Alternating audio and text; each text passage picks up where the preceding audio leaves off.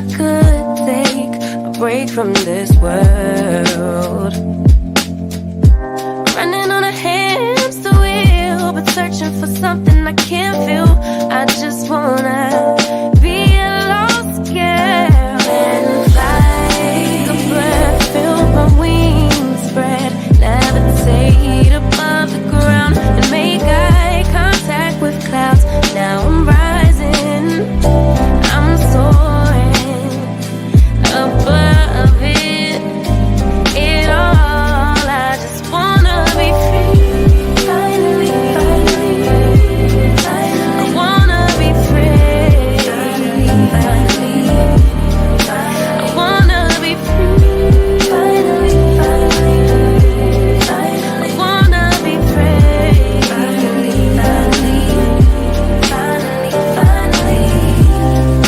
I always stay dreaming, never imagined I lose my spark. Living in this crazy time, putting back the pieces of my mind. I know how to run from the dark and fly. Take a breath, feel my wings spread, levitate into the clouds. I'm so high above the ground, I'm rising, I'm soaring above it all. I just wanna be free, finally, I wanna be free, I wanna be free, finally, I wanna be free, finally.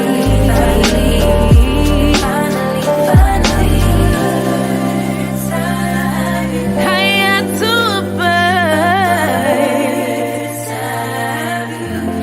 you, I'm rising, I'm soaring above it all. I just wanna be free, I wanna be free, I wanna be free, I wanna be free, finally.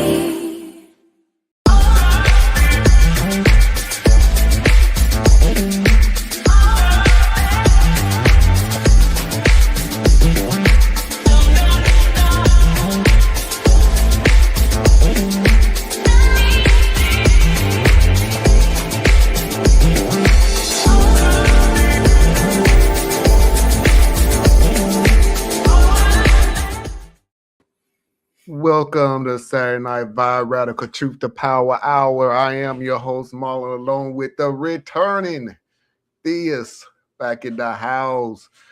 On today's show, what I was explaining to Theus last week or 2 weeks ago, we're going to get into more of the news that's going around, the Reddit stories.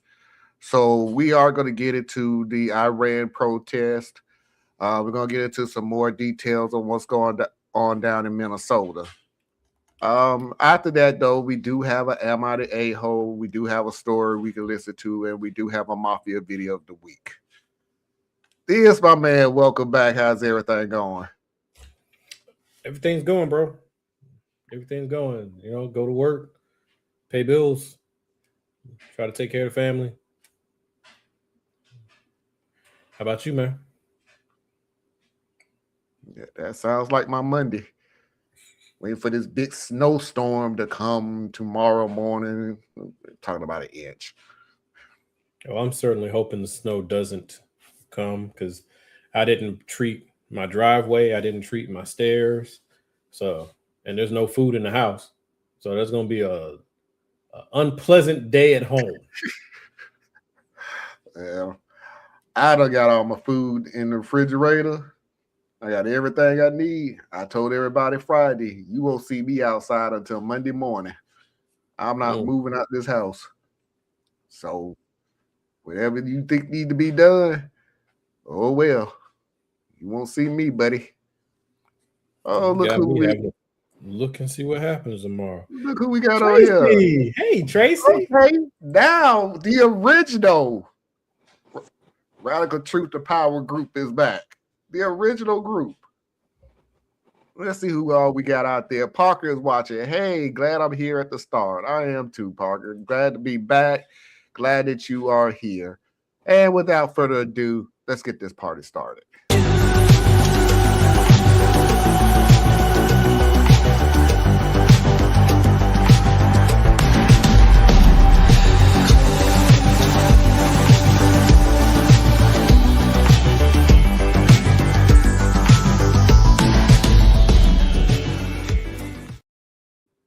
Before we get started, Tracy, how's everything going with you?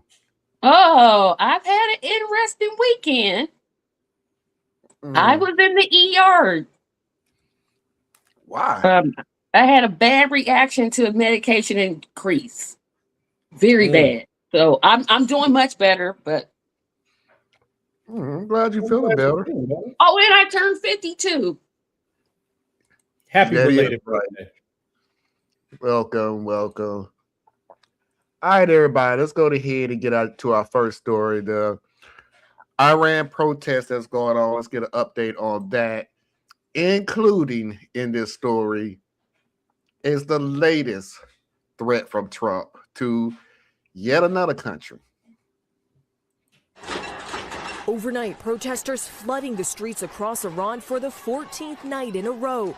Masses gathering in Tehran, inundating the nation's capital as far as the eye can see. Crowds cheering around this bonfire, dancing around the flames.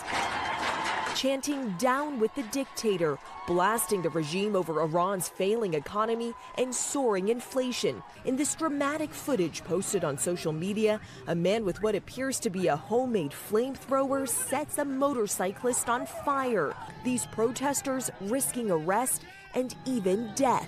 The government trying to shut them down with a nationwide communications blackout, cutting off the internet, cell service, and phone lines. As a crackdown intensifies, President Trump escalating his warning to the Iranian regime. And I tell the Iranian leaders, you better not start shooting because we'll start shooting too. Human rights groups say dozens of protesters have been killed and thousands more arrested. Trump clarifying his threat does not mean U.S. boots on the ground. We'll be hitting them very hard where it hurts. And that doesn't mean boots on the ground, but it means hitting them very, very hard where it hurts. This morning, Iran responding to those threats, warning that if the U.S. were to strike, the U.S. and Israel would be legitimate targets of the Islamic Republic. This comes just 1 week after the U.S. captured Venezuelan President Nicolas Maduro and Trump declared the U.S. is running the country. In a New York courtroom on Monday, the ousted leader and his wife pleading not guilty to drug and weapons charges. Maduro telling the judge he was kidnapped in Caracas. Now Trump is warning the U.S. could take similar action against Colombia and is threatening land strikes on drug cartels that he claims are running Mexico.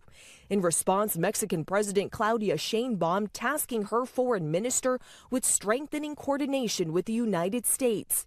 Trump pressed this week on whether there's any limits to his global powers. Yeah, there's one thing, my own morality. My own mind. It's the only thing that can stop. I don't need international law. I'm not looking to hurt people.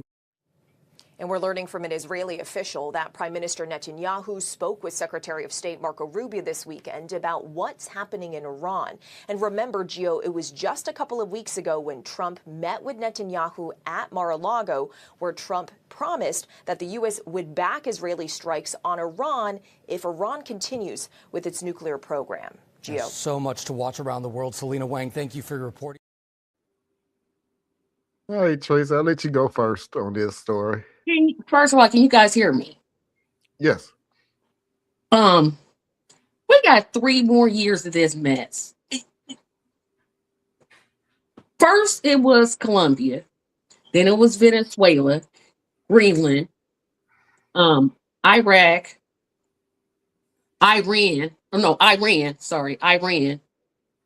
Cuba is now on top.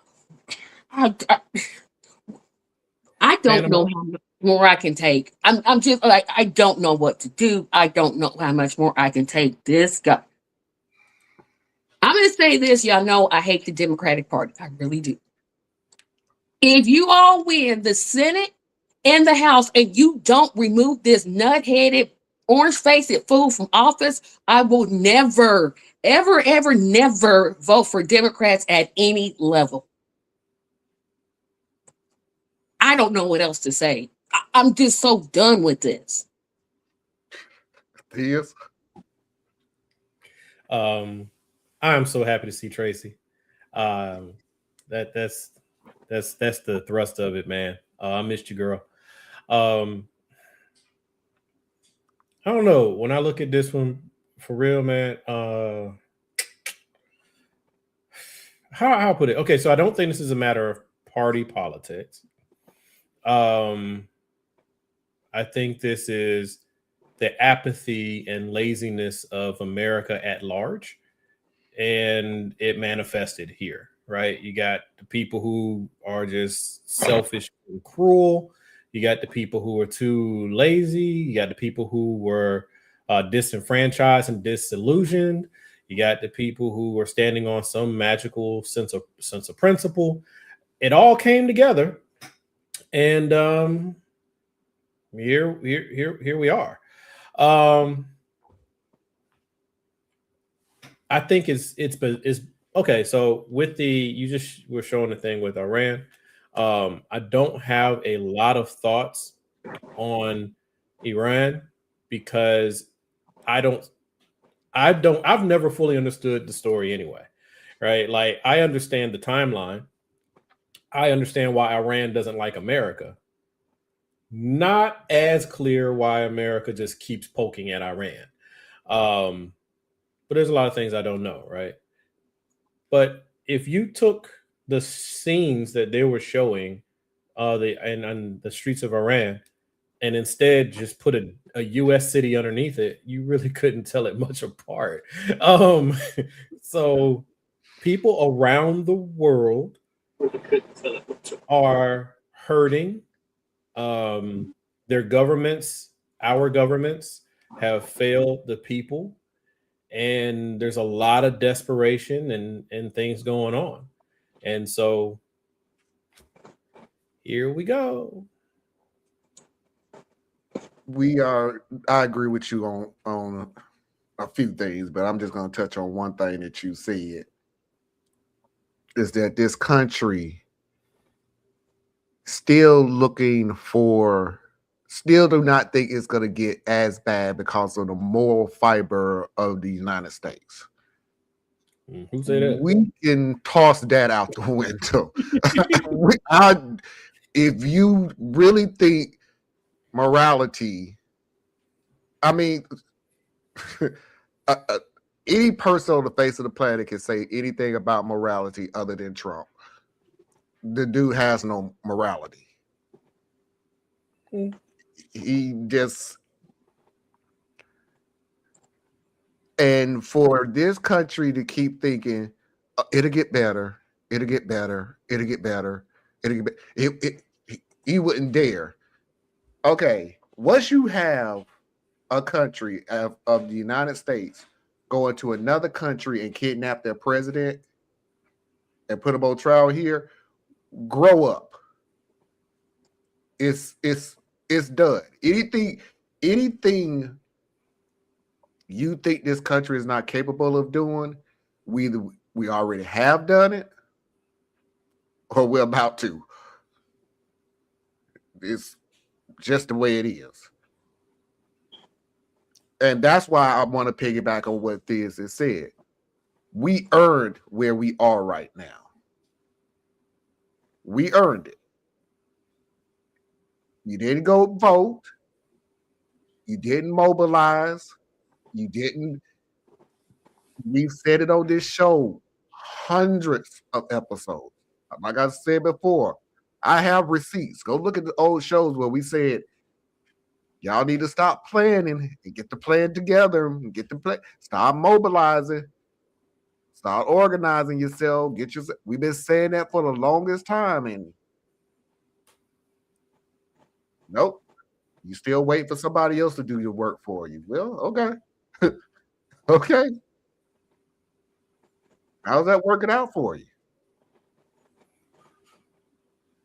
And that's why I said it's not a matter of party type thing, because like for the independents, the third parties, the progressives, like all the non-corporate Democrat left-leaning side of the world, this government has failed. It's those people or us all along the way. And if you don't identify yourself politically, then maybe you identify yourself racially. Well, if you're an ethnic minority in America, this country has failed and lied and hurt and done all kinds of things to you. And if you don't identify as an ethnic minority, then maybe you focus on your gender identity. Well, if you're a woman, you have been mistreated and held back and all kinds of things as far back as this country runs. So wherever you want to put your identity, wherever you want to stake that claim, you have a lot of reasons to be disappointed, disillusioned, and pissed off. And then you got poor and working class white people. They have also been abused and all the things I said before, right? Because America lied to them like it lied to everyone else. And so all of that kind of came to a head. And despite people trying to say, hey, this isn't like any other normal election. This isn't a two wings of the same bird election. This is literally a turning point, and we need to decide more of the same or something worse. And people were so rightfully, this is slightly different than what I used to say, rightfully pissed off. So they made, in my view, a short-sighted, irrational decision, but it was justified in its own respects. America pushed people to where we are. And it's not that more people voted for Trump in America and that's why we have him. It is the Democrats, and this is where I have to get on the party side of it. The Democrats have been just woefully inadequate to the task. They don't speak with energy. They don't speak about change. They speak about reform. They speak about repair. They speak like what's happening isn't really happening. And so here we are. Now, but I will always blame those who vote for the destruction more than those who voted against it, because there's so many reasons why people didn't vote for the Democrats. And I don't think it's useful. With you. Oh, go ahead. I'm sorry. I was going to say, I don't think it's useful at this stage. At this stage, right? I don't think it's useful at this stage to point the finger all across the left and say you did this and you did. It doesn't help us anymore right now. Okay, hey, we're here. Okay, 3 more years. Let's figure out what we want to do different. I'm sorry, Tracy. Go ahead. You said I'm going to disagree with you slightly. You said woefully. I'm going to use the word intentionally. What's both? I think it's intentionally. And the reason I say intentionally, there are things that they could actually do now. And I'm talking about the establishment that they just don't do. Because they write strongly worded letters. They have Hakeem the Scheme Jeffries. Yeah, that's what I'm calling him now. Low budget Obama. Yeah. Yes. And it's like, this is intentional. Both sides play the same game. Let's look at what Trump is actually doing. He's not doing anything different than what every other president since Reagan has done. Whoa. If you look at it. Hold on, let me make my point. Trump's doing it on a bigger scale. I'll give you that. He's doing it definitely on a bigger scale. But we've always invaded countries we have no business at. We've always taken resources from countries, whether they wanted us to or not. We've always overthrown governments that we don't like. We've been doing that since Reagan. Effectively, that's one thing. But yeah. Yeah, and Trump literally is saying the quiet part. He's just saying it out loud and at a larger scale.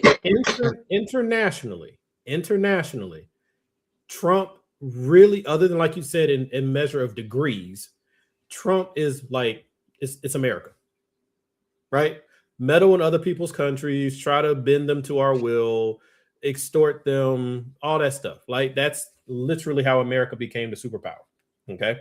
That and after World War II, America was like, let's be quiet for a minute and let the other superpowers fight each other so they weaken each other, and then we step up, right? And we're off to the races.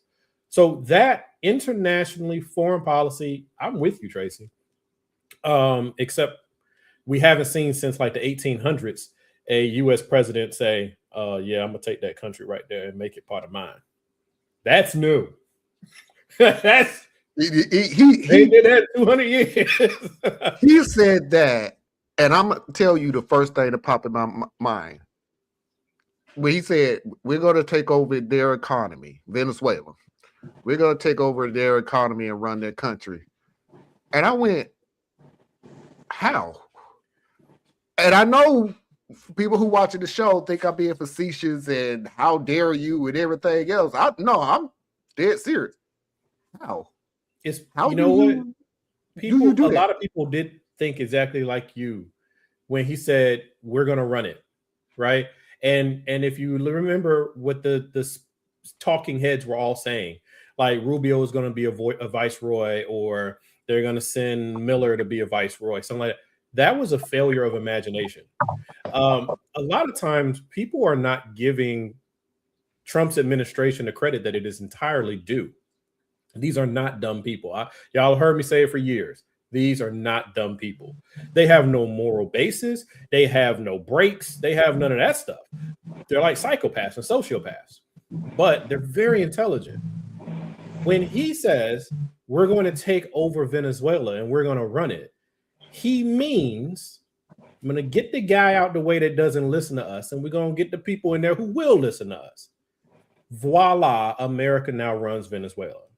It doesn't have to plant our flag. They don't have to sing our songs. They can even go on TV and talk about how much they hate us. But if at the end of the day, the people who were in charge do what he wants them to do, because now he's proven, I can just knock on your door and come get you, right? So that's what he meant, okay.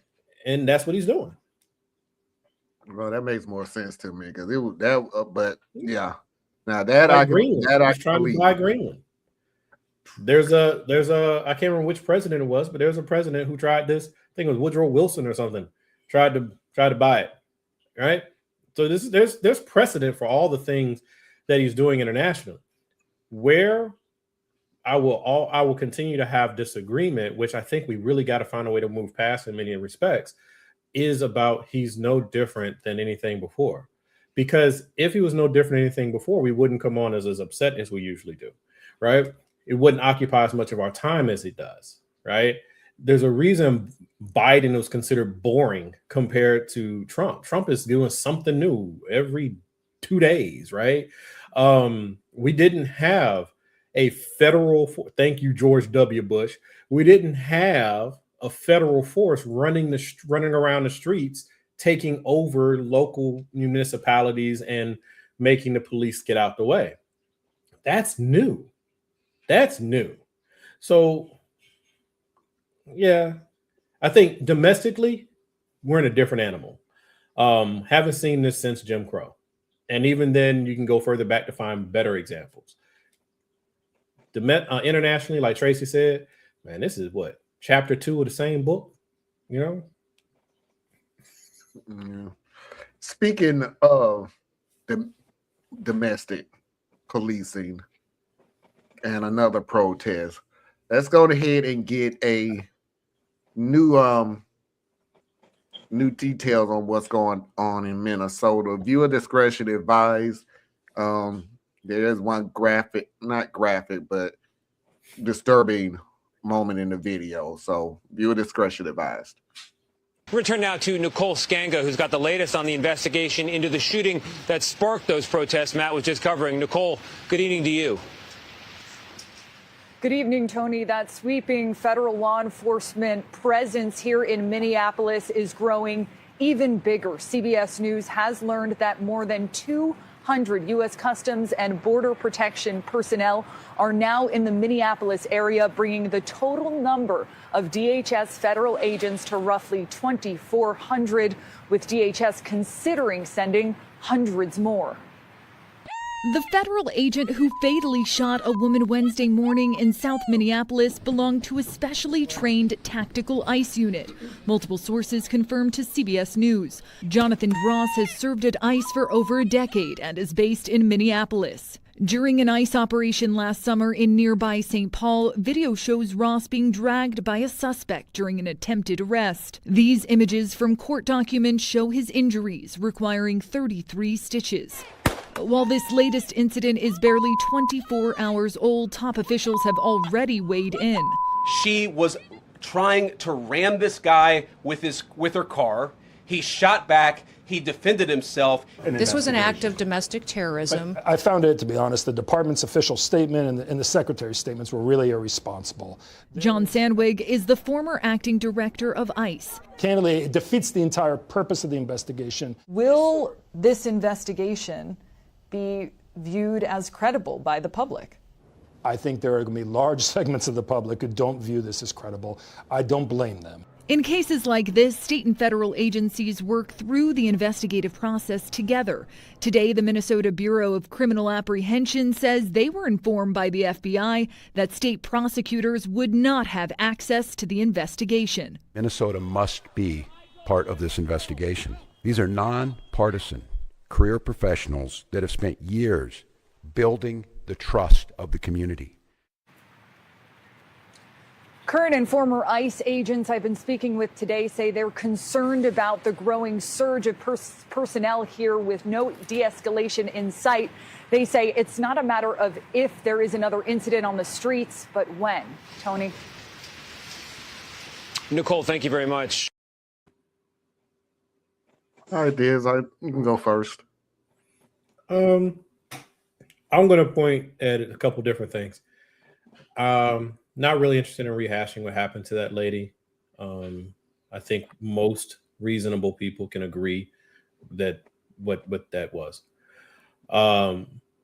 Where I'm going to point my energy right now is I'm sorely not just disappointed. It actually brings me to a point of anger. How easily the administration and their acolytes have warped all aspects of major media, so that now listen to that story. That story is like copy paste of how almost any story is reported at any given time. Like it was reported like somebody had a car accident at an intersection. They're talking about, they're like humanizing the officer. When have we ever seen in any like prior things where they tried to humanize the officer this way, right? Where they're putting out his past history, his past injuries, right? They never did that. Even when they were covering things up, they would just be quiet. But now we're having media that is literally being the spokespeople for someone who was involved in an event, you know. So I'm really disgusted by that. I'm disgusted by the lack of outrage as it pertains to how things are being presented to us. That the event took place. This is going to be no different than any other event ever. You're going to have those who are invested in protecting the image of law enforcement, and you're going to have those who are invested in protecting the image or reputation of the administration. And then you're going on the other side, you're going to have all the people who are against those very same things. And it's just going to be this bickering back and forth, but nothing's going to get really move forward. And then you add on to that, no, I don't think we're going to get a credible investigation. And that's where media should actually be talking about. They should actually be digging into the fact that the federal government, right, especially to these states' rights people, The federal government sent troops into your state, and an event happened, and they froze the state out of investigating it. That's a story by itself. But instead, it kind of just gets like it's just one. And the police said that they're not able to view the body. Dude, come on. So that's kind of my take on that. Sorry, Tracy. I'm glad you brought up that point, because I'm glad I'm not the only person that thought about that. This is why we need independent media. Because legacy media, I don't trust anything that they say. They come from a slant. They put a spin on it, just like they did that story. Like you said, it's copy paste. They aren't investigating why this happened. They aren't investigating. Let's see. You had Megan, and I'm going to call her by her wrong name, but the young lady in Minnesota. Then you had the gentleman in Las Vegas. Then there was a report a baby was killed. When are they going to say, hey, you know what? I think there's like a dozen deaths. Yeah. At the end of ICE. And I know people will say, because I listen to a podcast, I'm not going to call his name, but he'll say, oh, well, there's more people killed in American jails. That should be investigated too. But we have this corporate Blackwater bought out corporate media that they just program the public just to not care. It's like, oh, it's another day. No, it's not just another day. I think it's really, I don't know how I can describe this, but it really bothers me that people aren't angry about this. ICE, in my opinion, should never have existed. Should never existed in the first place. Yeah, I know I'm saying it. My opinion, should never have existed anyway. Its budget has increased, and it's just going to bring more militarization to local police. Look at what they did to DC. Look at what they did to Minnesota. I wouldn't be surprised that any city that is the mayor is Democrat, that Trump won't invade those cities. It really bothers me that people aren't upset about this. It's just, okay, well, I guess it's okay. No, it's not okay, people. It's not okay. But you know what, Tracy? And I had a really good discussion with someone here this week. Because I was like that too. I went to my associate and I was like, hey, like, how do you function? Like, how do you just each day seem to be okay, right? Like, because I'm disturbed every day, right? And I'm okay with this. Like, you don't say anything. But this is how it was kind of laid out, and it just is what it is. One, it's an extension of, and I'm not harping at you, Tracy. I'm harping at people like myself, people like you, and similarly aligned folks. This is an extension of saying this is what the bad people do anyway. This is an extension of two sides of the same coin. This is the extension of two wings of the same bird. It's an extension of that thought process of not that you truly believe everything is the same, because that's too simple. No, that's not what people mean when they say those things, that they're identical. They don't mean it like that, but they're saying it to point out that you can't expect good out of bad things, right? But people feel that this situation and situations tied to it are so big that they as an individual can't do anything about it. So instead of continuing to focus and look at something that they feel defeated about, they just don't look at it. They literally, if it crosses their radar, they force themselves to look away. Parker, I see your comment. You feel like it's the peak of anti-ICE sentiments. And it may be, but it's still a 60-40 issue, right?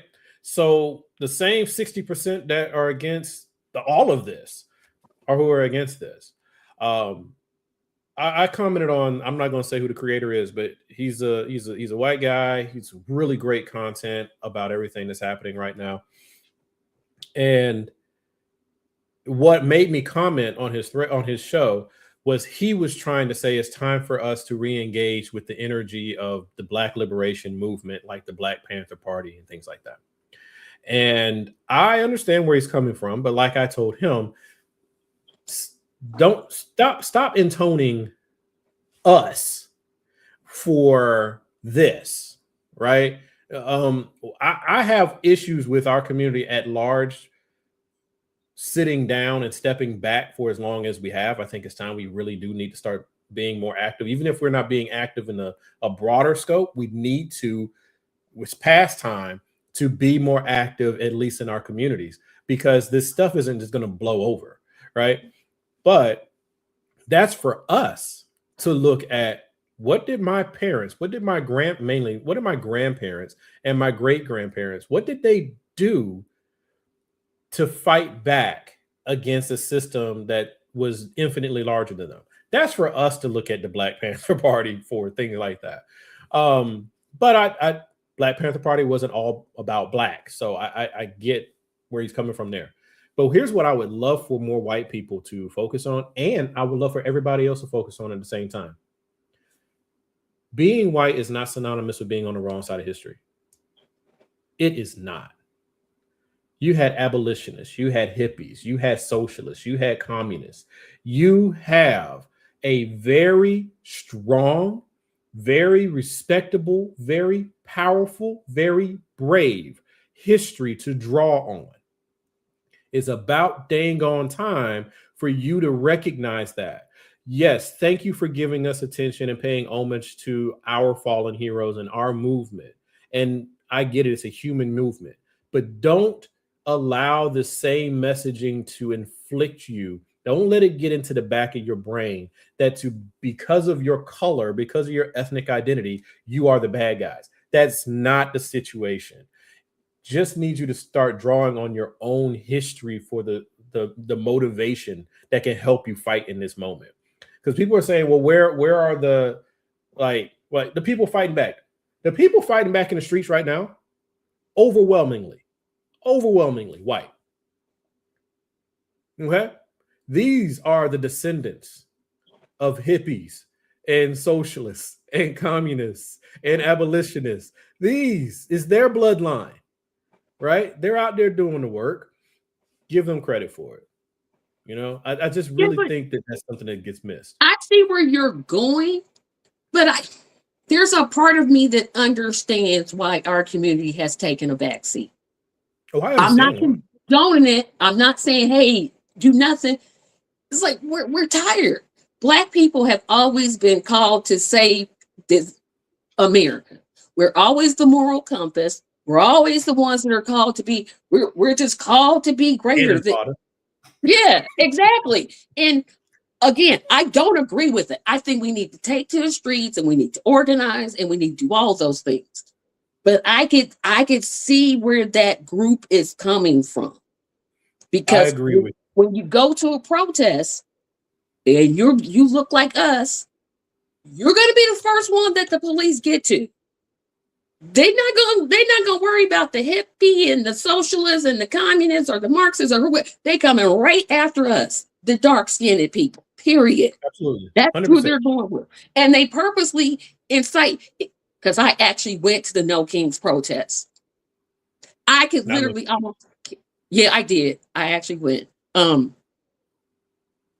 could literally count the black. I thought, okay, it's gonna be 3 black people here. Maybe.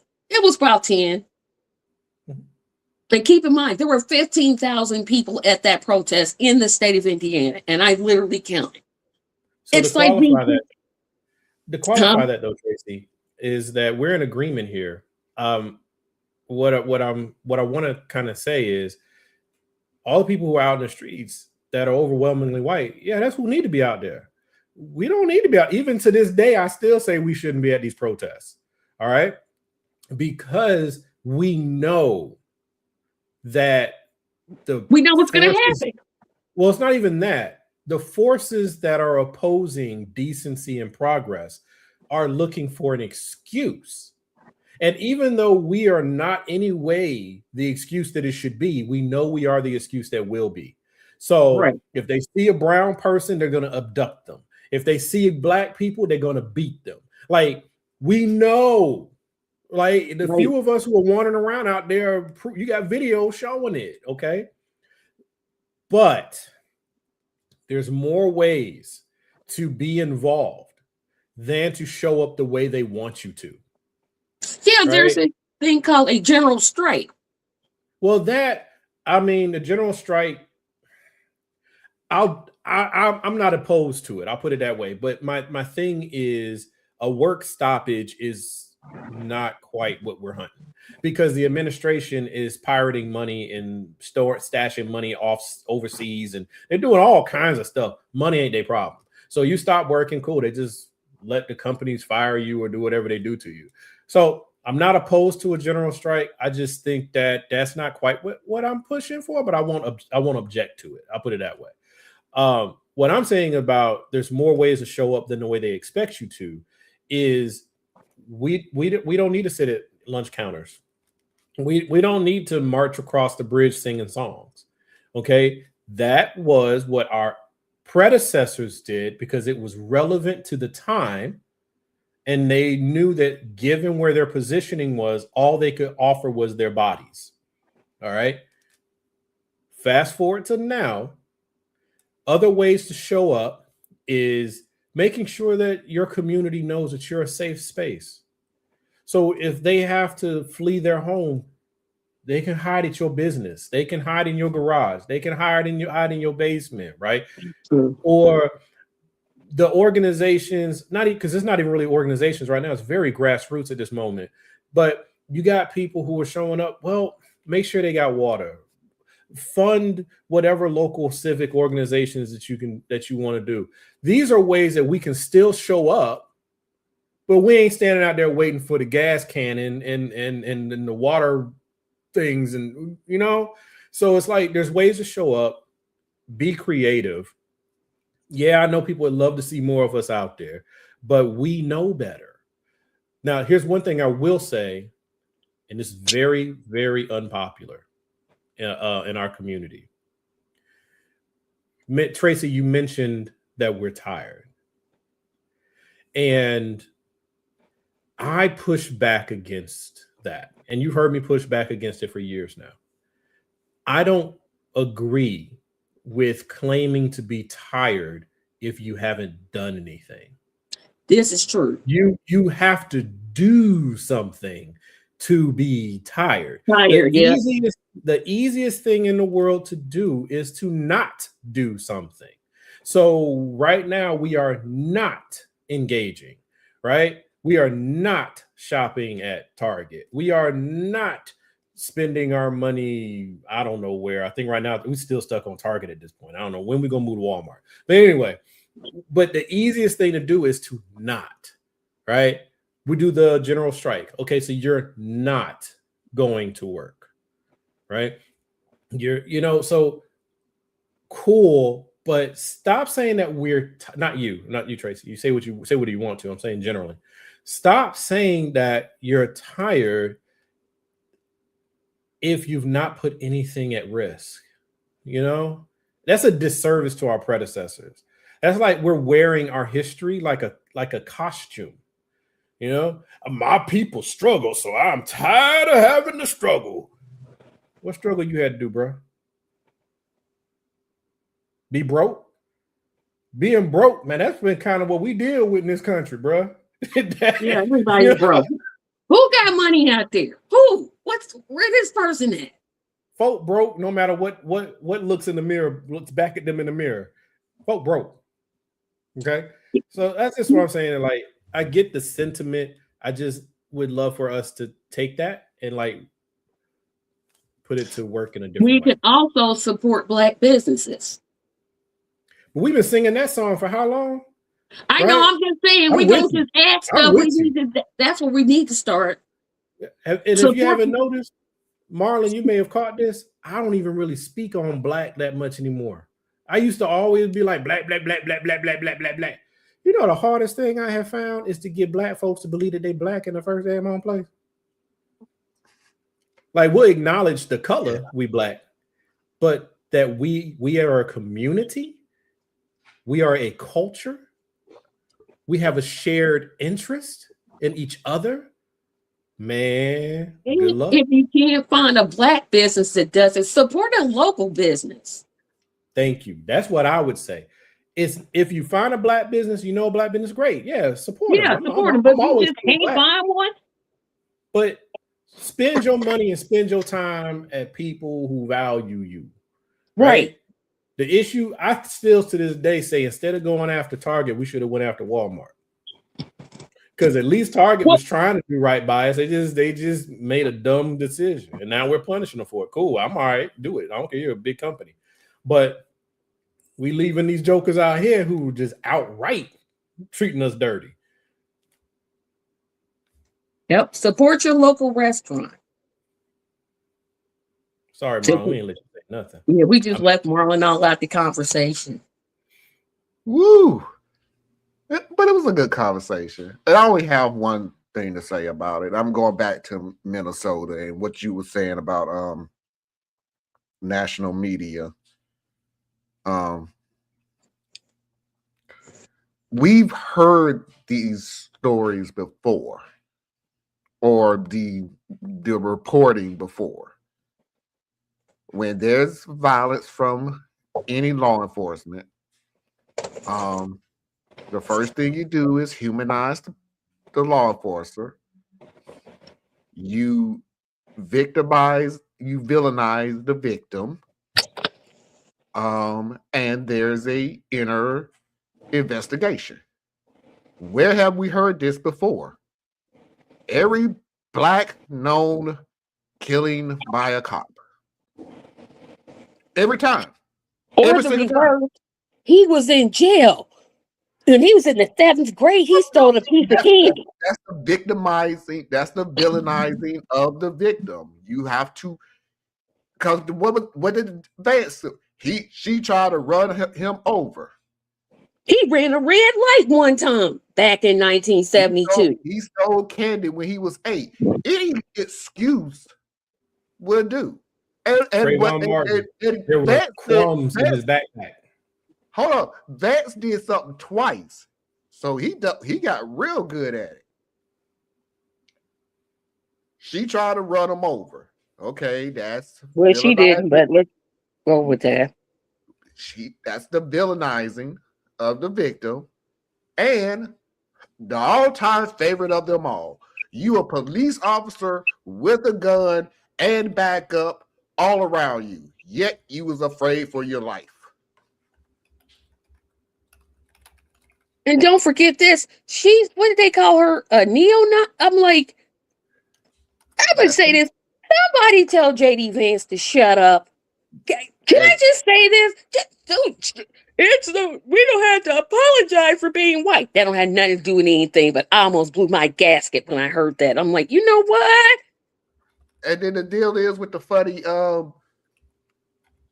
everybody up in arms about we're going to investigate. We're going to have the law enforcement agency that we run investigate the law enforcement agency that we run. Yeah, we're going to investigate ourselves and then expect we didn't find anything. What do you mean? But everybody nationally, and just hear me out on this, because I know I'm being facetious trying to be funny, but it is actually true. And everybody's up in arms with that. Oh, that's wrong. Oh, that's terrible. All the people are not going to believe the report and everything else. Really? Because you had no damn problem believing the report when they said the cop killed him because he was afraid for his life. It was an inner investigation, and we're gonna suspend them with pay until the investigation is over. Yeah. You know what's really funny? It used to be that the feds, at least after the cleanup that they had to do after the 60s and early 70s, the Fed for the last 20, 30 years, they've been the ones you call on to get a real investigation done. At least now you're like, but it's the feds doing it. you would call you normally it's supposed to be kicked up to the SBI, the State Bureau of Investigation. That's what happened down in But didn't the DOJ, Florida. Garland, but didn't the DOJ say they're not going to investigate this action? Well, they are investigating it. They're investigating the deceased woman's wife. For what reason? Domestic terrorism. But Tracy, again, and I said this the last week, I said this again. You just did something that America been doing all this time. For what? Because they want to. And this is one reason why the I've often morality of this downplayed race. country, it doesn't matter. With this administration, to ask why is totally irrelevant. It really is. Unless you just want to get more mad, but it really is irrelevant with this. Why would you do that? Because they can. That's wrong. I mean, does anybody, I don't know if you guys have ICE facilities in your states. We have them. We have one. Yeah, we have one, and we're about to open up our second one. For what reason? Indiana's not a border state from what.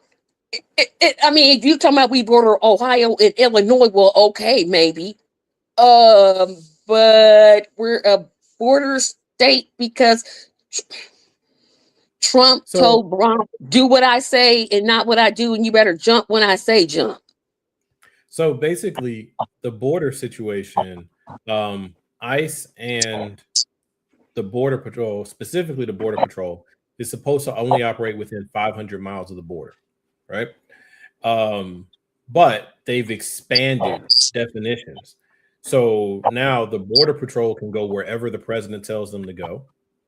And we watched this in the first administration when they were having protests, and he basically deputized prison officials to go run the streets, right? So this is just more of the same, you know. So ICE is literally his private police force.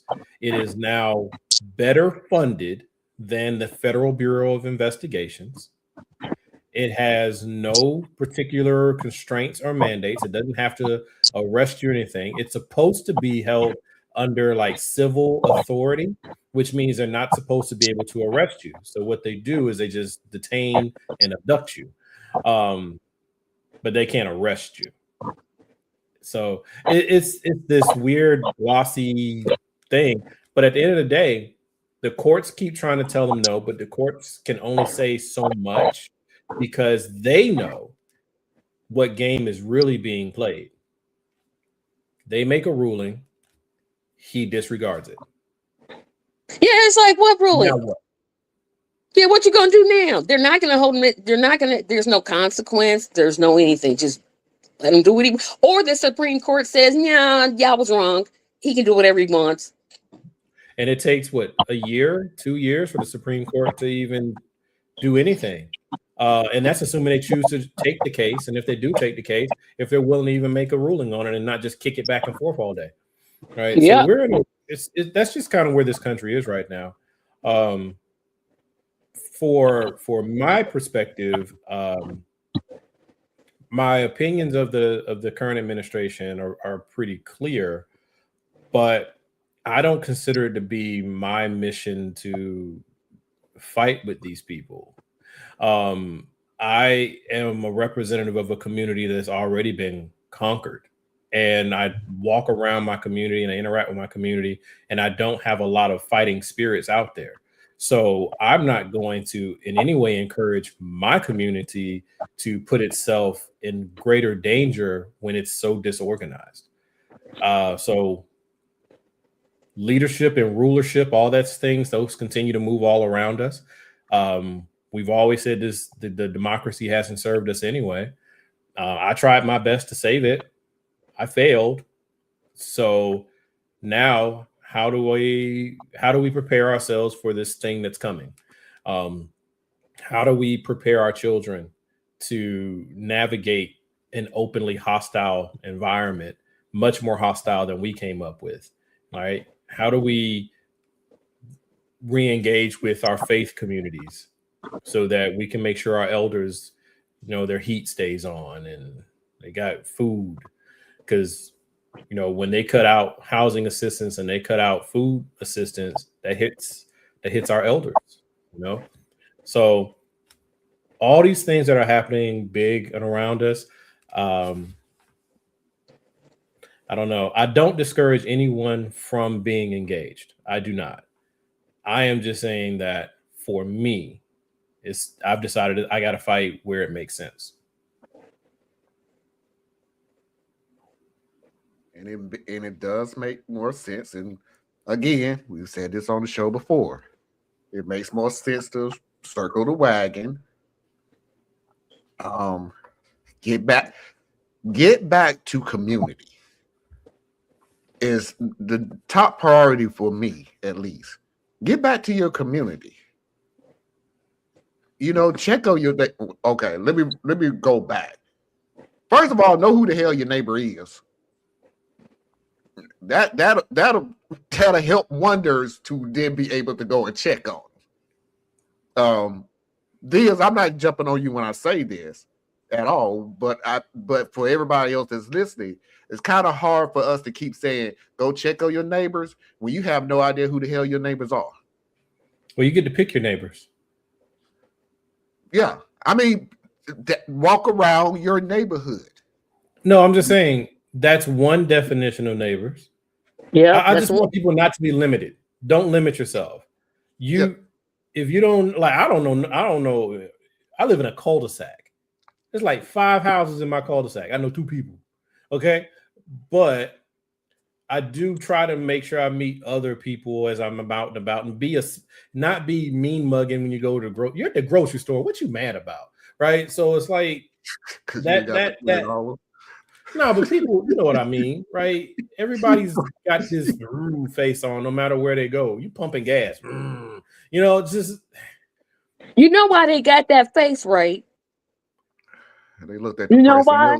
Because they got behind that one person that want to buy 15 lottery tickets and they just keep, can I get a number 8? Can I get a number? Shut up, you not winning. All I wanted was gas. That's yes. I'm the mean mother. That's me because it makes me sick. They got to buy 18 lottery tickets, a number 5 and a number 2 and a number 41 and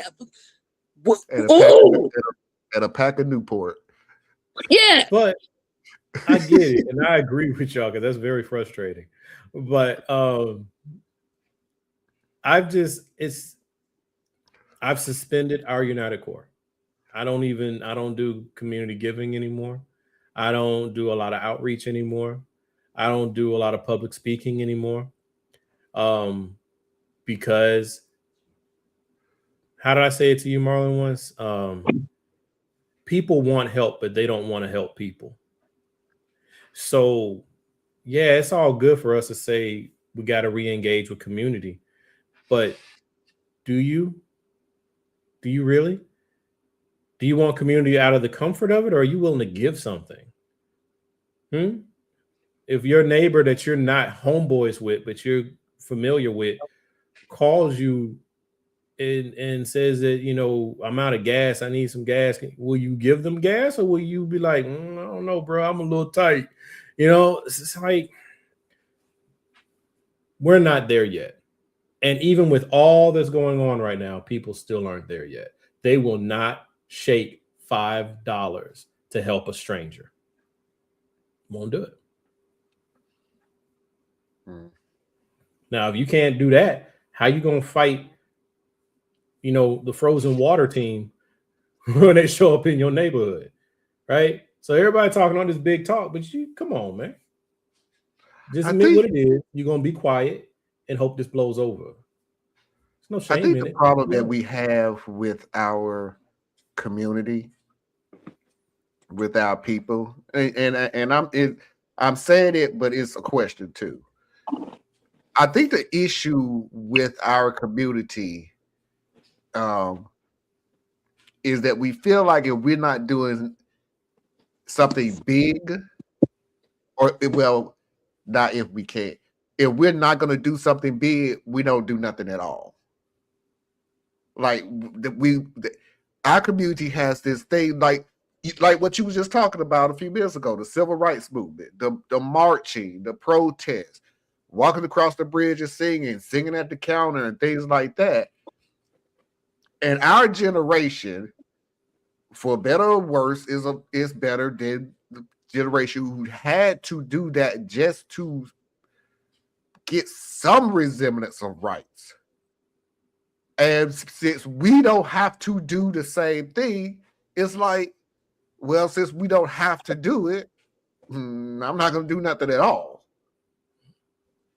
And it's like, well, you still may still have to do stuff. I mean, they still killing us out in the streets. We're still the lowest paid race-wise, especially if you're a black woman. We have rights, but now they've found better ways of hiding the rights from you. Now we still have some issues that's going on, but it's like, yeah, but it's not that bad, not as bad. What's the most, if you talk to just about anybody and you say, who are the most important, give me the three most important people in your life, who do you think they would say? Mama. Mom, dad, and wife or kids. I don't know if many people would say they dad. They should, but I don't know if many people gonna put their dad on that list. Yeah, we usually get a kind of bum rap. Yeah. I would say mama definitely gonna get named. Period. Point blank above all anybody else. Maybe a teacher. Usually, from what I would probably say would be mama and their kids. Yeah, their kids. Right. And then if they're married, then they'll name their spouse. But that's generally their top three. So let's just use that. Let's just say mama, your child, your spouse. Now, your mother, that means she's older than you. You're an adult. So she's also an elder. What are you doing to try to help elders? Bet you it's almost nothing. Okay. So then you go, okay, well, you have a child. What are you doing other than making sure they have food and shelter, which is your job, bare minimum? Are you involved in a school? Are you involved in PTA? Are you involved in the local school board? Right? If they're so important to you, top three, what you doing? Your spouse. I don't know what you might be doing for your spouse. Right? Do you have insurance? So if something happens to you, they don't lose your income? Did you at least do that? Right? You're controlling your debt, so they're not going to have to chase that down too? Or at least you can have a little bit more breathing room in your day-to-day? So that's where I'm getting at. Like, I get that we like to say certain things, but people don't mean what they're saying. And it's a lot of this because we're afraid, or we just think the elephant is too big to even start trying to bite at it. Or there's another one. We just don't care. And there's that one too. Because as long as it's over there, and it's not affecting me, which is the point I was trying to make it with the whole Gaza situation. I'm like, look, if you don't think what they're doing in Gaza, they won't do in America, you better think again. But all I heard was, that's over there. No, what happened over there is going to come right to your doorstep. No, I agreed with you even with that. Not you. I'm just saying people are saying. I'm just saying. Yeah, I'm just saying. But like, I'll put it this way so we don't rehash all of that. I would say when you're engaging with someone, qualify them. Qualify the level of attention or commitment that they have. right? So if I'm talking to people about, hey, what do you think about what's going on right now? And their response is, oh man, I just don't even bother looking at that stuff, man. That's just too much crazy stuff going on in the world. I don't need that. I got to focus on my money. Okay. I'm not going to talk to you about this stuff then. Right? I'm not going to try to wake you up and try to get you engaged. No.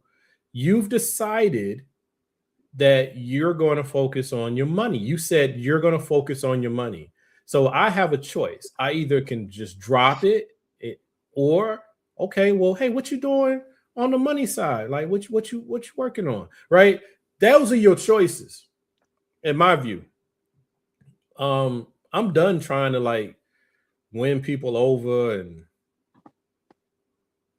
it's exhausting. And it literally, and Marlon saw it as it started to come to a head. It broke my heart. Right? I wanted so much. I wanted so much for us. There's a lot of us out there doing a whole lot more than I'm doing, way more than what I'm doing. But they're so spread out, you can't find them.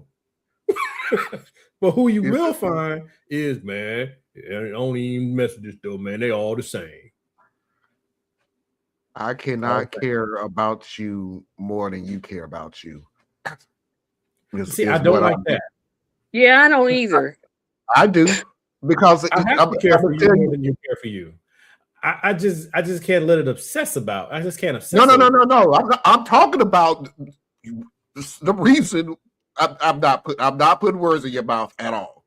I'm saying, but that's what I hear when you say stuff like that. Like, I'm trying to help you. I'm trying to care, but I can't care for you more than you care for you. And if you can't help me help,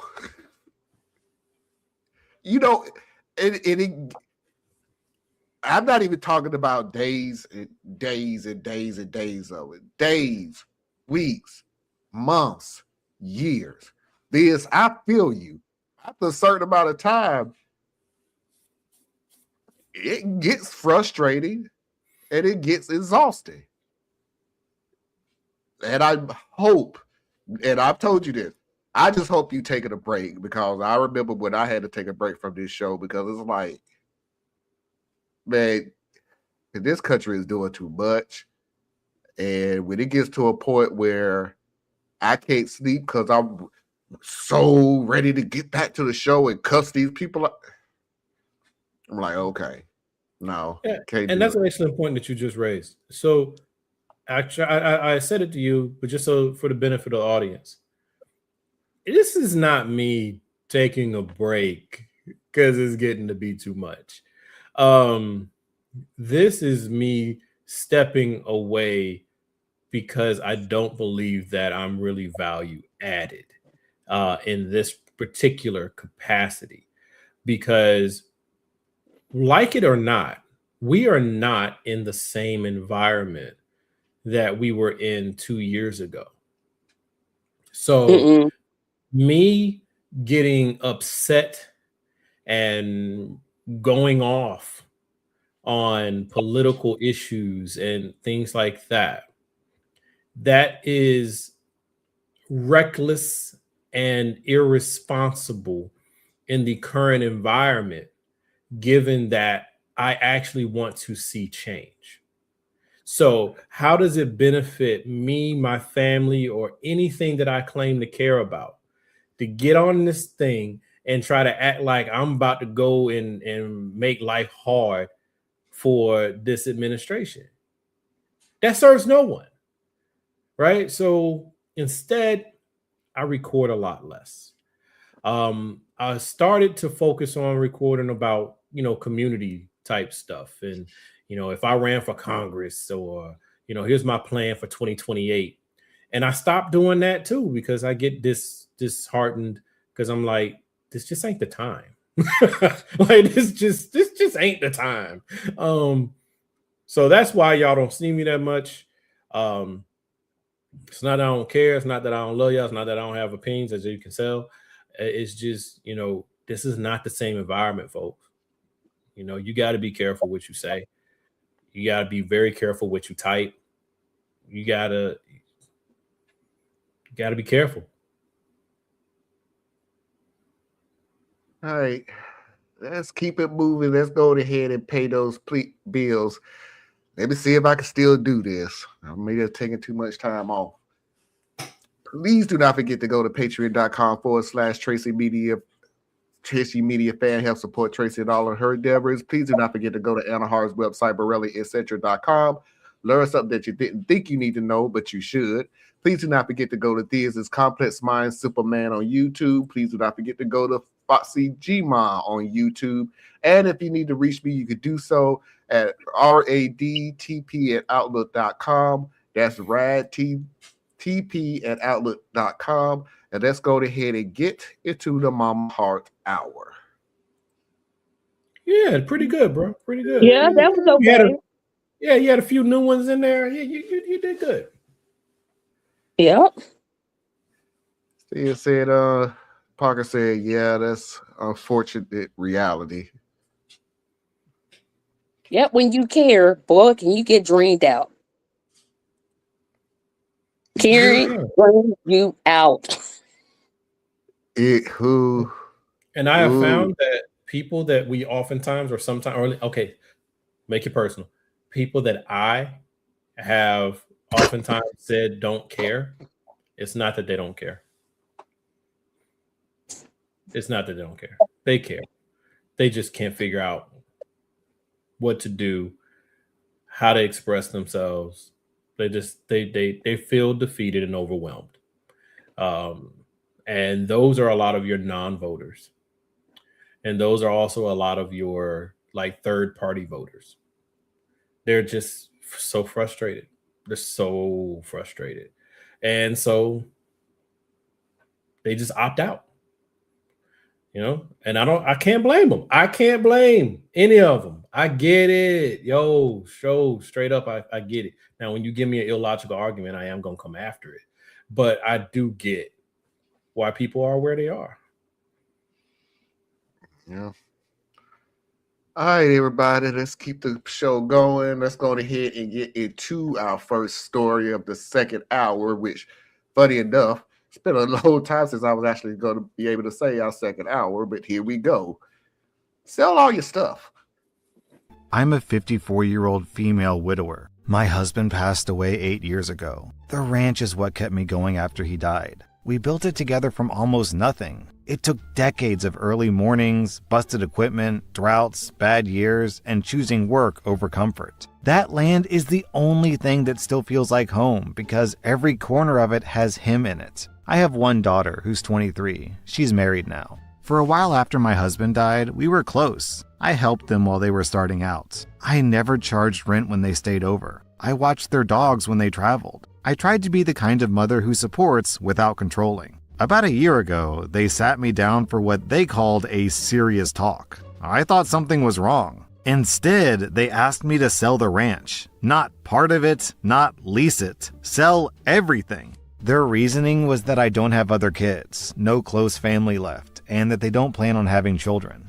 According to them, the money would be better used now so they could travel the world and never have to work again in their lifetime. They said that I could downsize, live simply, and still be comfortable. They framed it like they were helping me make a smart decision. What hurt wasn't just the request. It was how casually they dismissed what the ranch meant to me. They talked about it like it was just an asset sitting there waiting to be liquidated. When I said no, that this place is my life's work and the last thing I have that connects me to my husband, the tone changed. They said I was being selfish, that I was choosing land over my own daughter, that eventually it would be hers anyways, so why not let it benefit them now? My son-in-law chimed in and said that people my age shouldn't be tied down by property. After that conversation, things were never the same. Calls became short. Visits stopped. I received a final text message from her saying that if I don't support her dreams, then she'll cut contact. Holidays were suddenly complicated. When I tried to talk it through with my son-in-law, he said I'd already made my choice. It's been a year since I've seen them in person. I sit on the porch some nights and wonder how it came to this. I never thought refusing to sell the thing that I worked my whole life for would cost me my relationship with my child. I miss my daughter. I miss who I thought we were. But every time I imagine signing those papers and watching strangers take over the land my husband and I bled for, I feel like I'd be erasing the last chapter of my life just so someone else can live without responsibility. I don't know if standing my ground makes me stubborn or if giving in would break me. All I know is I never expected to be this alone again after already losing my husband. The only people I have left are the people who work for the ranch. They visit me every day and ask me to join them on Christmas, and I was invited again for the New Year's Eve next week. I don't think that this agony will end, and my heart is in pain. My friend told me that a child may endure being without a parent, but a parent cannot endure being without their child, and I agree with that. How do I go on? Tracy? This daughter, girl, sit your entire self down. You'll inherit it anyway? Really? If I was that mother, see how petty I am, I wouldn't leave it to her. Nope. You want to actually sit here and have me fund you not working. Are you serious? Are you really that serious? That son-in-law needs to shut his entire mouth. That is her property. She can do whatever she wants. If she wanted to sell it, that's perfectly fine. But if she sells it, what if she doesn't give the money to you? This daughter is a lazy piece of crap that needs to get a job. If I was the mother, I'd let her stay with me. But you're going to pay some rent. You're going to do something. You're not going to just sit here and be like, well, I just want to travel with your mom. Sit down somewhere. Sit down and grow the heck up. That is her property. She doesn't have to sell it. If she doesn't want to sell it, she has hired hands to help her with the ranch. Girl, sit down. I just cannot. This greedy daughter, and you also know the husband is influencing her. She didn't just come up with this idea by herself. She didn't just say, you know what, Mom, you should really sell this property. That was that husband thinking, oh, she got this asset and we could just take advantage of it.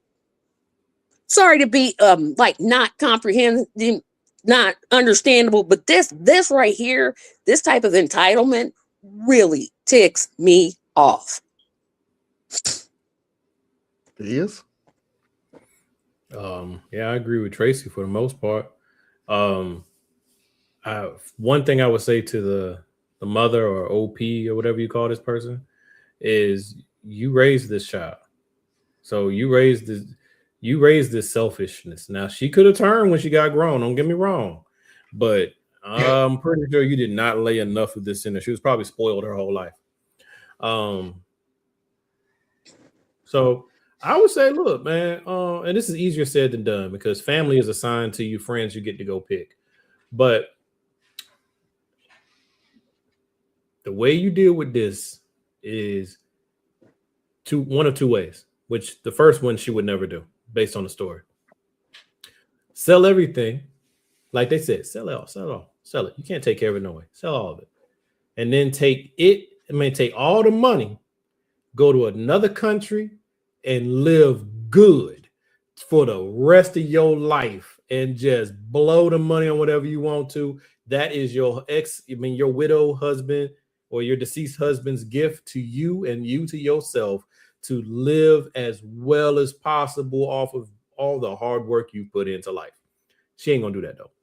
Second one, okay, you disown me because I won't give you my money. You disown me. Okay, so what I'm gonna do, I'm gonna redo my will, and when I pass, this ranch will become a cooperative, and it'll be owned by the people who work this ranch. And you can spend all your little pennies fighting them in court, which you'll lose because it'll be in my will that it goes to this cooperative, and that the people who work on the ranch own the ranch. Thank you. Bye-bye. I like option 2. I guarantee that son-in-law has been talking in her ear. Guarantee it. Why it can't just be her though? No, And he just she didn't just come out at this nowhere, just thought, gee, sell the house and give us the money. She didn't say I don't split it know. 50-50. She didn't say, hey, let's split it. Okay, that's but still Tracy, a stupid I idea. actually would I'll say say this this, should be though. on her. Even if it is the husband that's in her ear, she listened. True, that is true. People can listen. You listened. You took it. Now you ain't talking to her, even if that's the husband. Even if that's the husband's idea of saying, well, "Don't talk to your mom no more." And I don't know too many dudes. I mean, I know guys are different nowadays, so I could just be my limited exposure to them. But I don't know a lot of dudes talking about, hey, sell everything and let's travel the world. That's not a guy statement.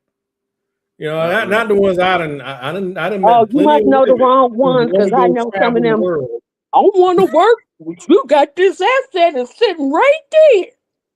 I mean, that's what I'm saying. I think it's her idea and he's co-signing because in his brain, hey man, you got the money, let's ride. You know what I'm saying?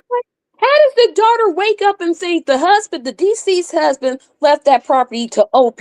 Not OP's daughter. Not the daughter. Like if he had left it to her, you know, until the daughter matriculated and turned an age where he felt it was reasonable. Well, okay, yes, then sell it, do whatever you want to do with it.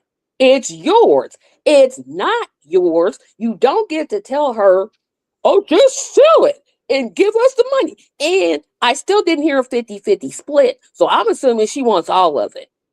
Now, maybe I didn't hear that. But I'm like, what they basically told mom was sell everything and then downsize your life. So let's downsize her life. Let's say the ranch is worth $5 million. All right, let's just say it's worth $5 million. They probably on some. All right, mom, you getting old, so you take 2. Or no, you're not gonna live forever. And we'll take the rest. I was about to say that thing.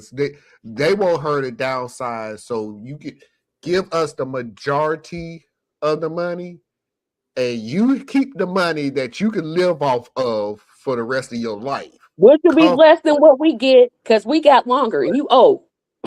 Yeah, you owe, but so we want you to be comfortable, not extravagant. Or so worse like if yet, you get a condo, don't get a real here's fancy something worse, condo. Mom. Sell it all, give us all the money, and Yeah, don't and worry, we'll take Mama, care of we're you. gonna pay for your bill. We're gonna take care of all your bills.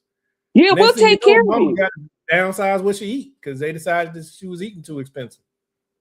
Let me go ahead and jump in here real quick. The story is you and your husband have decided that you want to travel the world, that it is your dream to travel the world. Save for it. Oh, shut up. Go ahead. And I need you to sell the one item that connects you and not only your husband, my dad. The only thing that can still connects you to the thing that you build from scratch. Give us the majority of the money. I'm going to be helpful at least to say just the majority and not all of it. And give you the majority of the money. And if you do not do this, we will cut you out of our lives until you do it. If you don't know, I have 5 kids. I love them with all my heart. They know I love them with all my heart. I don't love your ass that damn much to give you money to go sit on your ass and not do a damn thing but travel the world with my money while I sit in some damn condo. You have, and sorry, Tracy, it's been a long time since you actually been able to be. No, you've been looking at the show. You out your fucking mind. You have lost your mind. I actually want to look at you and think, where the hell did I go wrong with you? because this is the stupidest thing you have ever said to me, period. Yeah, sell your house. And you're a grown person now. So imagine some of the crazy stuff you told me when you was a kid, but now you're a grown person and you have literally said the dumbest thing I've ever heard you ever say in your life. You don't want to talk to me? No, let's twist that around. Bye. Cause Yeah, you want to cut me out? Smith, take out where the scissors at. Where the scissors? I'll give you the scissors to cut. Bye. See you. The funny thing about it is what you're telling me is I need to pay you to stay in my life. Bruh, you have lost it. I'm with Theus and I'm on Tracy. But the deal is I know exactly who I was selling the ranch to. Those same people that took me in after you left me for Christmas and everything else, I will flat out tell them people, get your shit together. Get your every check I give you, everything you, all of y'all get together and save that money. Little by little, save that money, save that money, save that money. Why? Because I'm going to sell you the ranch. No, see, I'm petty. I would just give it to him. I give it to him. I'd leave it to him. I'd be dead. I'd leave it to him. I'll be dead before you get this. I'm gonna tell you that now. Yeah, because I gotta live someplace. I'll leave it to you. But here's my thing: is she that stupid? If you let's just say, Thea's me, we live in a house. If I sell my house today, don't you know the federal government gonna come at me and say you owe taxes? Like she never thought of this. Like you're gonna owe state tax. You definitely gonna owe federal taxes. But that's the deal, Tracy. And that could be like 26%. That's what this girl. That's what this woman is saying, though. She's not saying give me X amount of money. She is literally just saying give me the majority of the money. But she still has to pay taxes on whatever she feels. Nope. So yes, if you get $600 more income, the IRS is going to be knocking at her door. Let's just say the mother was stupid enough to sell the ranch. She going to sell it $10 million. The daughter gets 8, and the mother stupidly takes 2. The IRS is going to say, you got to pay taxes on that 8. You're not getting the IRS is going to tell the person who sold it, you pay taxes on all of that. But she's got income. When you get $600 in income, you got to start paying taxes. No, I agree with you. But what I'm saying is, mom sells the property. Mom has to pay taxes too. The daughter ain't got to pay no taxes. She doesn't have to pay the estate taxes, but the daughter is going to be paying some off that $8 million. She's not going to just get $8 million just scot free and don't never have to do nothing, never have to declare nothing.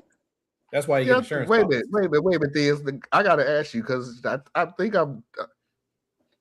I agree with Tracy by saying this. Okay, we're gonna stick to the first $10 million. Okay, she gets $10 million. I can see that the mother is gonna pay taxes on the $10 million because she got $10 million. But if she gives $8 million to the daughter, and it hits her account, isn't the IRS gonna be flagged and go, okay, I'm gonna need some taxes on this $8 million you just got put in your account?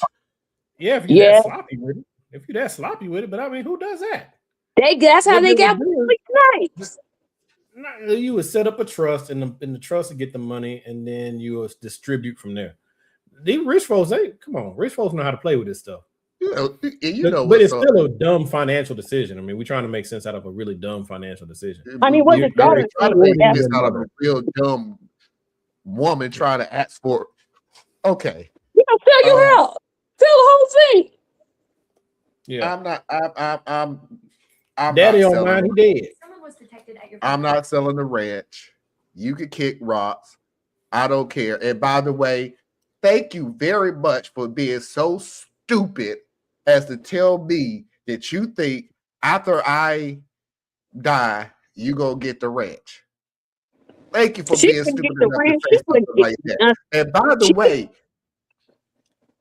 do you really think now, in your heart of hearts, that you ostracizing me, not talking to me, cutting me out of your life and everything for a whole year, you think you gonna still be in the wheel? You serious? Yeah, she does. That's how dumb she is. I'm like, girl, you not smart. Yeah, no. And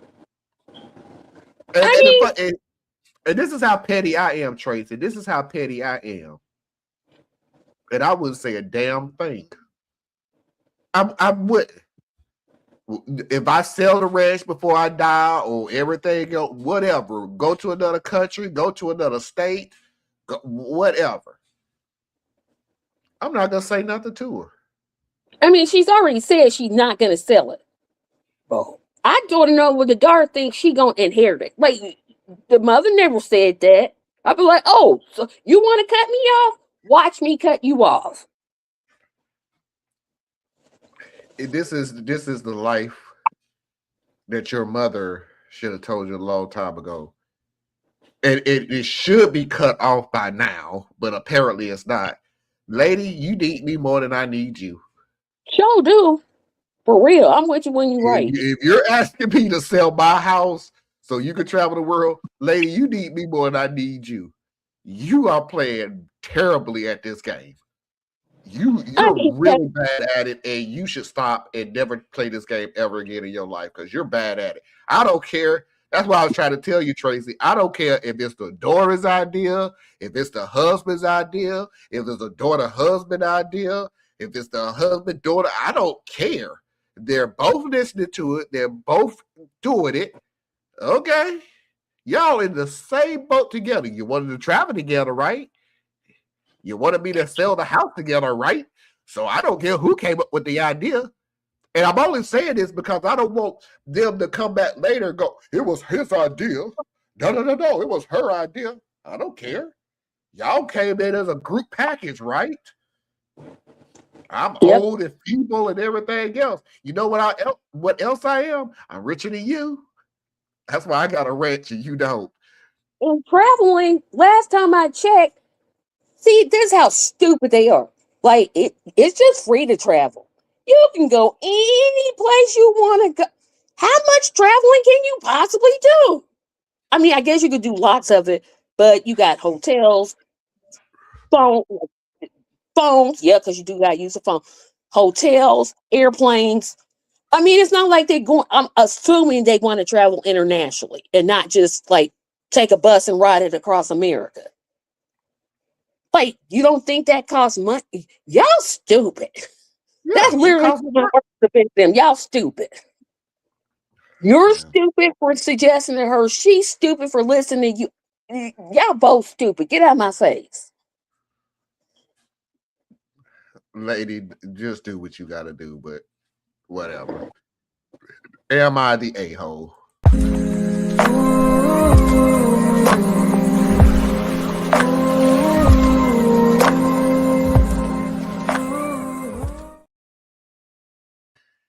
Man, it took me a long time to find a story like this, and I finally found one because it's a moral story. It's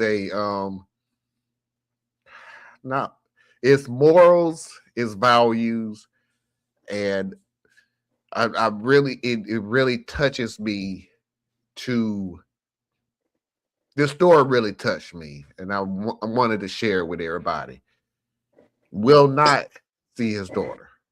My boyfriend is 34 and I'm a 29-year-old woman. We've been seeing each other since last December. We began dating casually, but our relationship became serious in June. He has an 8-year-old daughter, and I was quite apprehensive about dating a man with a child, but he sold himself as a great present dad, and I bought it. Occasionally, I would ask after his daughter, but I didn't want to seem overly enmeshed in that part of his life since our relationship is fairly new. The issue began at the end of November when I received my niece's Santa wish list. She's 8, which prompted me to ask my boyfriend about his daughter's wish list, seeing that she was the same age as my niece. He told me he hadn't received it, and I advised him to ask for it soon or risk having all the cool stuff selling out and disappointing his daughter. He told me he would.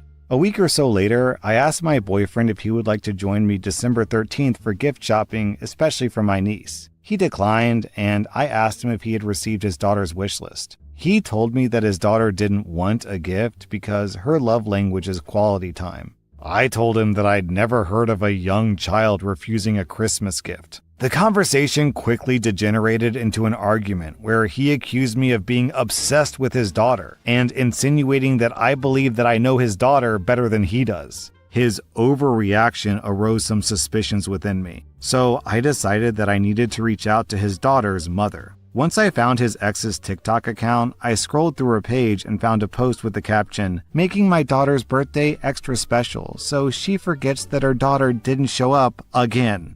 I hesitated quite a bit before I sent her a DM. I introduced myself as the girlfriend of her baby daddy and explained that I don't mean to cause any trouble, but I wanted to clarify a couple of things that I heard from my boyfriend. She took a couple of days to reply to my DM, and she was obviously quite hesitant, but she did agree to have a call with me. She asked me what my boyfriend had told me about their relationship, and I told her that my boyfriend told me that they had dated briefly, and the child was conceived accidentally. She laughed and told me that she and my boyfriend had been in a serious relationship for 3 years, and the child was very much planned. Their relationship issues began in the second trimester when my boyfriend started questioning paternity and demanding a paternity test while she was pregnant. Her ex was concerned for the safety of the child and told him that he can do the test once the baby is born. He moved out of their shared home while she was pregnant and didn't attend the birth of his child. Once the child was born, he didn't attend a few family court hearings to establish paternity, but when he eventually did, it was proven that he was the father. Allegedly, he's been a deadbeat father ever since, not supporting his daughter financially or in any other way, and he last saw his daughter in April. After giving it some thought, I sent a text to my boyfriend from my parents' home where I spent Christmas, where I told him that I've decided to end things based on what his ex alleges. He's been calling me nonstop, asking for chances to talk and explain his side of the story, but this is too much for me. Am I the butthole? Because I'll let you go first, and you have to unmute yourself. Sir, her breaking up with you, you just dodged a bullet. Okay, let me tell you why. He is a POS, okay? He's garbage. Straight up and down, he is garbage. But the girlfriend, obsessed much? Like, not about being obsessed up front about Christmas and all that. That was just being a concerned girlfriend.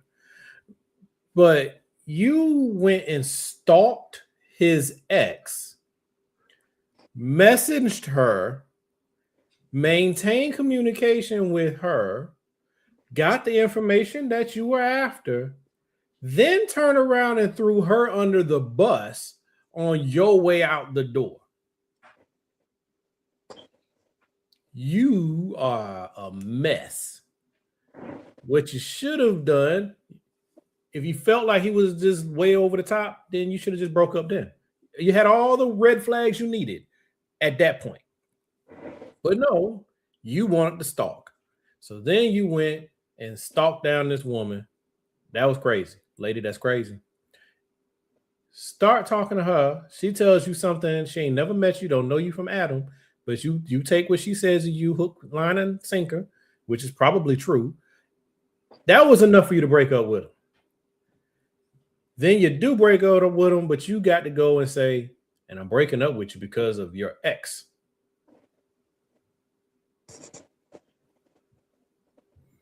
Nah, don't nobody need that in their life.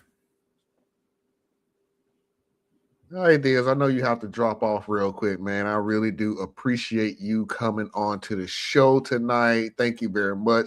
Hope to see more of you, but I understand if I don't. But you know I'll do what I do all the time. I'll beg you to come on to the show anyway. So from time to time, man. But I appreciate it, man. You have a safe one out there. Appreciate you. Tracy, so good to see you again. Thank you. Bye-bye. Bye-bye. Tracy, go ahead. Basically, both of these people are a piece of crap. You got the girlfriend out here Instagramming or TikToking or Facebooking or DMing on some social platform. Talking about what was he like? If you wanted to find out, let's just say you had good intentions to get this list so you could help your niece get a gift. You could have went to the 6-year-old and maybe asked, hey, what's a good gift for a 6-year-old? And ended it the right way that way. Could just stop right there. However, I'm gonna argue the other side. She would have never found out that that man is also a piece of garbage that A, doesn't pay child support, B, questioned the paternity of his own child, did not show up in court to see if he actually was the father. Oh, these two people have no business together. Don't get in no kind of relationship with each other. Go separate. Both of y'all is wickety whack. Him because he's a terrible father and a terrible person. And her, girl, you had to really go stalking. You had to really do that. You had to really do that. Oh, and on your way out, you threw the ex out the under the bus. And if this was me, I wouldn't have said I broke up with you because of your ex. I would have said I broke up with you because I found that you're a piece of garbage that doesn't even take care of your daughter, hasn't seen her since April. If you can treat your child like that, and we have a child, he gonna do the same thing. But that's just me. Here's the deal. And thank you both, because I never thought of the whole girlfriend thing. But yeah, that is a little stalkery. I'm sorry. I'm about to agree with Tracy and Thiz on that. That was a little bit stalkery on that one, buddy, because that was kind of rough. I can understand the desperation in the girlfriend of trying to get to the bottom of this, and that was your only way of doing it. Yeah, you kind of come off as a little stalker if you went to TikTok or whatever to message somebody. Like, really, bro? That's rough. Now let's get to the boyfriend. Go ahead and get to this boyfriend real quick.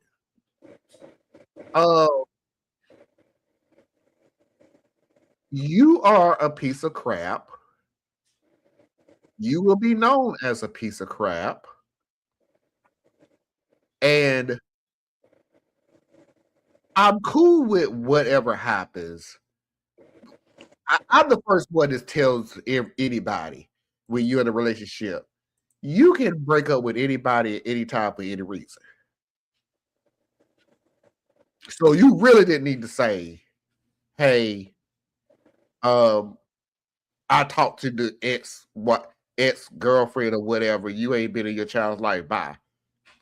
You didn't have to give them a reason at all. You could have literally said, I'm done. Bye.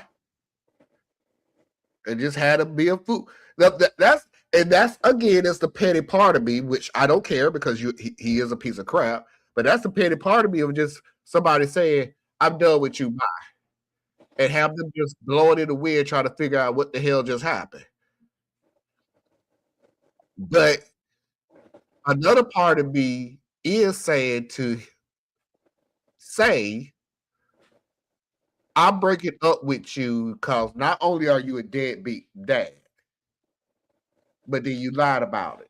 Tracy, this is the part of the story that hurts me the most, though. You are a deadbeat dad, but you lied about being a deadbeat dad. So you know being a deadbeat dad is wrong. Because if you thought if everything that you was doing was right, you wouldn't lie about it. You would tell the girlfriend, oh, I'm not in my child's life. I'm just not there. I'm just not in my. I gotta disagree with you on this. I don't know too many deadbeat dads, thank goodness. I've heard about them, but have not actually met one. What man would say, I'm a deadbeat dad? I don't see my child at all. Who would, unless they blame the mother? Yeah. That's the only time I've heard I'm not involved in my child's life. And I'm like, well, I'm not involved in my child's life. Why are you not involved in your child's life? Because I had a falling out with the mom, and I just do not feel like being in that child's life. Now, whatever happens after that, see, here's the deal, Tracy. I do not want deadbeat being the norm. No, if you don't want to be in the child's life, don't be in the child's life. If they ask you why you don't be in your child's life, because I don't want to be in the child's life. Whatever happens after you say that, oh well. Because whether you say it or don't say it, you're still not in that child's life. So what is the point? Ain't no use you keep looking up at the TV to get the buzz kicked. So I have no idea why you keep looking up there, looking at the score. Plans. I'm like, okay, I didn't want to make it that obvious. I know. I went out there and saw the win. God dog, what in the world is going on? I was like, oh, 49. Come on, y'all need to do something, anything. Nope. Look, I'm picking on you because I'm already depressed because Buffalo is out the game, and I'm just so pissed off. You you lost to a team. Right on this couch, I'm like, if y'all don't do something, y'all lost to a team for a second string quarterback all season long. No Jackson. You was literally the only supreme quarterback in the AFC playoffs, and you lost. And chances are, I'm going to say this right now, Tracy, and the coach is going to be fired by Monday. No, they won't fire him. He will not get fired. Absolutely not. Yeah, they will. He's been there long enough, and they can't get out the playoffs. No, technically, they won a playoffs game last week. He can't get to the AFC championship. Technically, they always win a playoff game. They just can't get to the Super Bowl. So, yeah, this is probably it. It's probably over. But anyway, if you're going to be a piece of crap, pick a lane. Be a piece of crap, you're a deadbeat dad. Don't be a piece of crap, you're a deadbeat dad, and a piece of crap because you lied to the girlfriend. And I'm not even talking about little lies. I'm talking about, I didn't get no list from my daughter. Yeah, because you're not in her life. That's why you didn't have a list. You don't even talk. List from my daughter.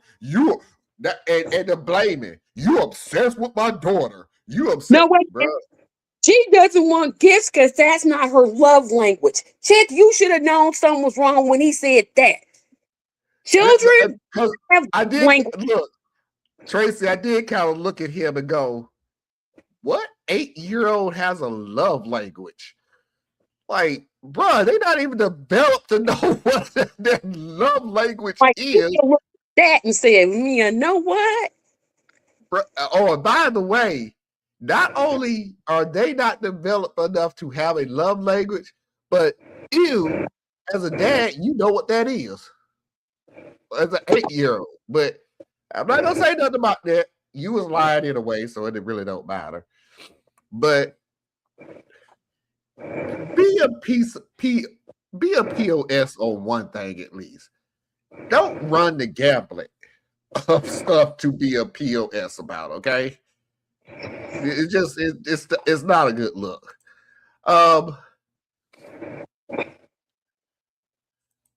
Parker said, he's like, I swear I have a super good reason for abandoning my child. Just hear me out. Yeah. What happened was like, bro, come on. Oh, Parker, I meant to get back to you on this one. Random, but when he reads that first sentence, I learned the word widower. I always thought the word widow refers to both women and men whose spouse passed away.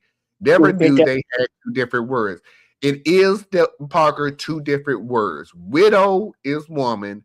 widower is man. So it is two different words. And I'm glad they made it like that because it simplifies when people are doing writing instead of talking. So if a person writes, I'm a widower, then you know this is a guy.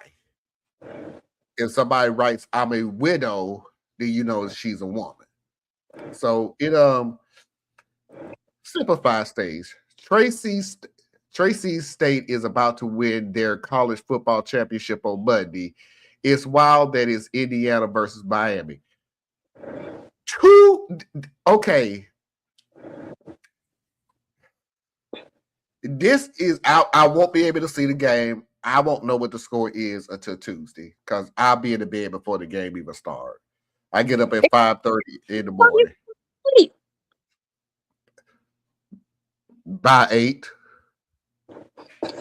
Because I gotta get up at 5:30 in the morning to be to work at 7. So I'm up.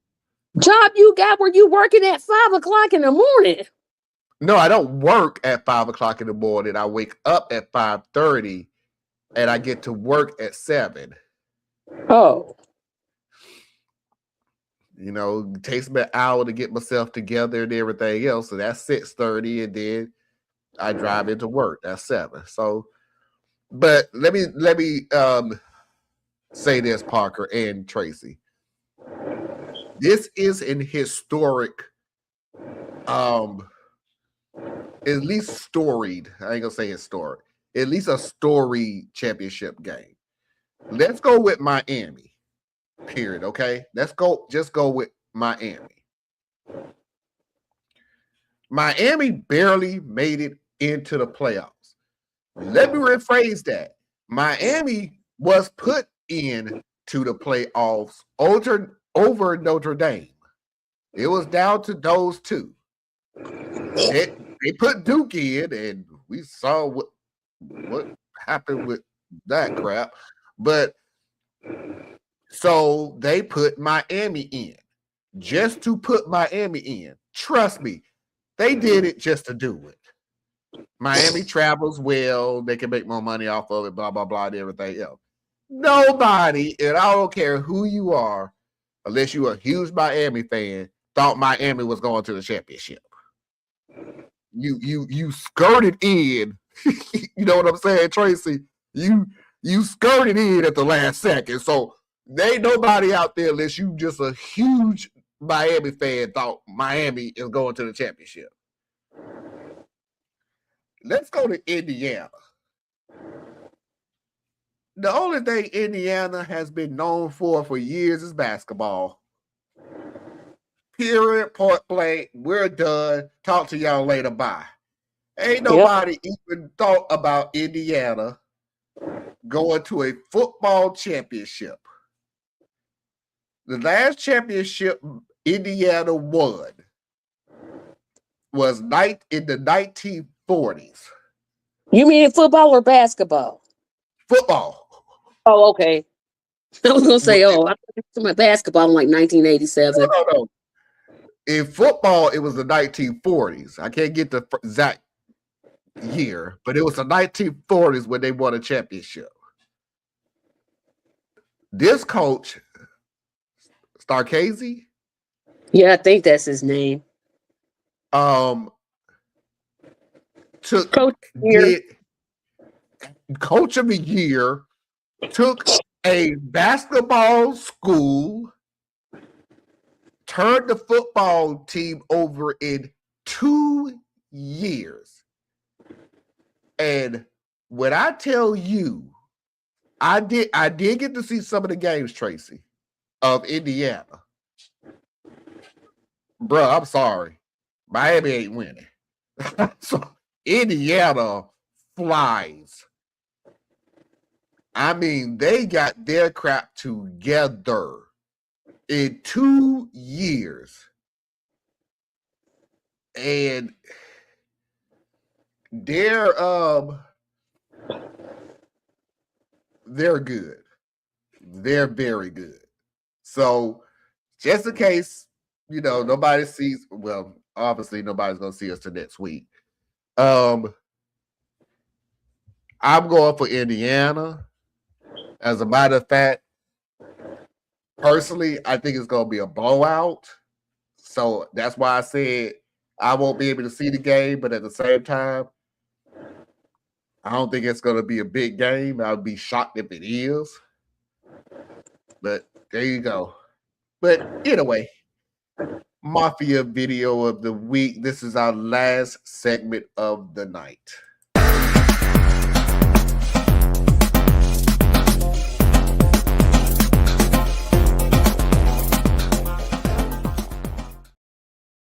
Mafia video of the week happens to be from Tracy. I don't know. I was just lazy and didn't want to look for anything better because I think this is just the silliest thing I've ever seen in my life. But I'm going to go ahead and play it anyway. So, I don't know. Let's party.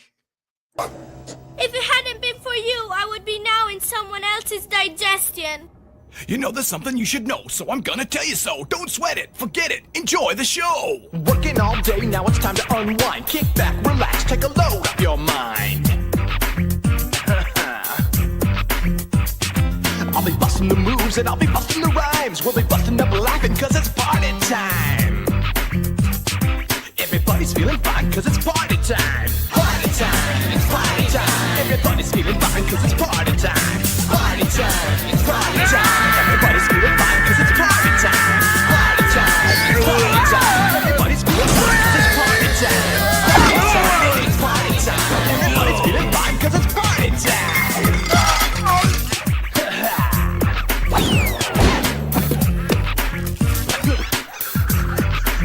Well, just leave your troubles at the door, leave your worries behind. Leave the rest up to me, you're gonna like what you find. I'll be busting the moves and I'll be busting the rhymes. We'll be busting up laughing cause it's party time. Party time, it's party time. Everybody's feeling fine cause it's party time. Party time, it's party time. Everybody's feeling fine cause it's party time. Party time, it's party time. Everybody's feeling fine cause it's party time. Party time, it's party time. Everybody's feeling fine cause it's party time. Party time, it's party time. Everybody's feeling fine cause it's party time. Party time, it's party time. Everybody's feeling fine cause it's party time. Party time. It's party time.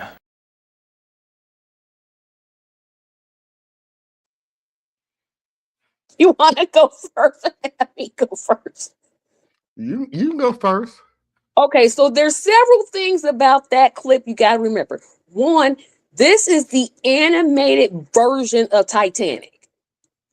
So that's where the whole thing is supposedly taking place. So knowing that, I had some questions. First of all, a rapping dog when rap wasn't even a genre. See, rap wasn't a genre when the Titanic took sail. Go ahead, Rap Tracy. I'll be right back. Was not a genre. Also, if you notice about the video, they had like the New York Yankees like logo in there, and I don't think the New York Yankees. I'm looking because I don't think the New York Yankees were around them. I might be wrong. So the fact is, they had a rapping dog. A rapping dog. One more time, y'all. A rapping dog that all I said was party time. Party time. And the first person that spoke, or first person, the first animated character that spoke, I would be with great digestion if it weren't for you. Who thought, you know what? We got this line right here. And I don't know what we're supposed to do. But hey, let's put a dog that raps in here. That'll bring the audience around. So first of all, the idea of an animated Titanic is a stupid premise. There are some things that can work in animation, and then there's other things that do not. Sorry, yeah, I've got to use my phone because my camera, pardon me, because my camera, my microphone on my computer doesn't work anymore. But that's first of all stupid. Then you put a dog with a a genre of music that wasn't even invented at that time. I don't know where Marlon is, but I didn't ran out of points. I just like sometimes I wonder what people are thinking. Like this rap music wasn't around then. Who sat there and thought, hey, let's put this rapping dog in there with his I don't like to call them white beater t-shirts, but his t-shirt and his shorts and his backwards hat. Oh yeah, that'll do it. I don't understand people sometimes. I didn't think you would actually show that. Here's the deal, Tracy. This is why I said it's the stupidest thing I've ever seen. Because it ain't the first time I've seen the stupidest thing I've ever seen. This ain't no more, to me, bunch of lame white people that sat around and put together what they think black rap is. It really wasn't a rap. Think about it.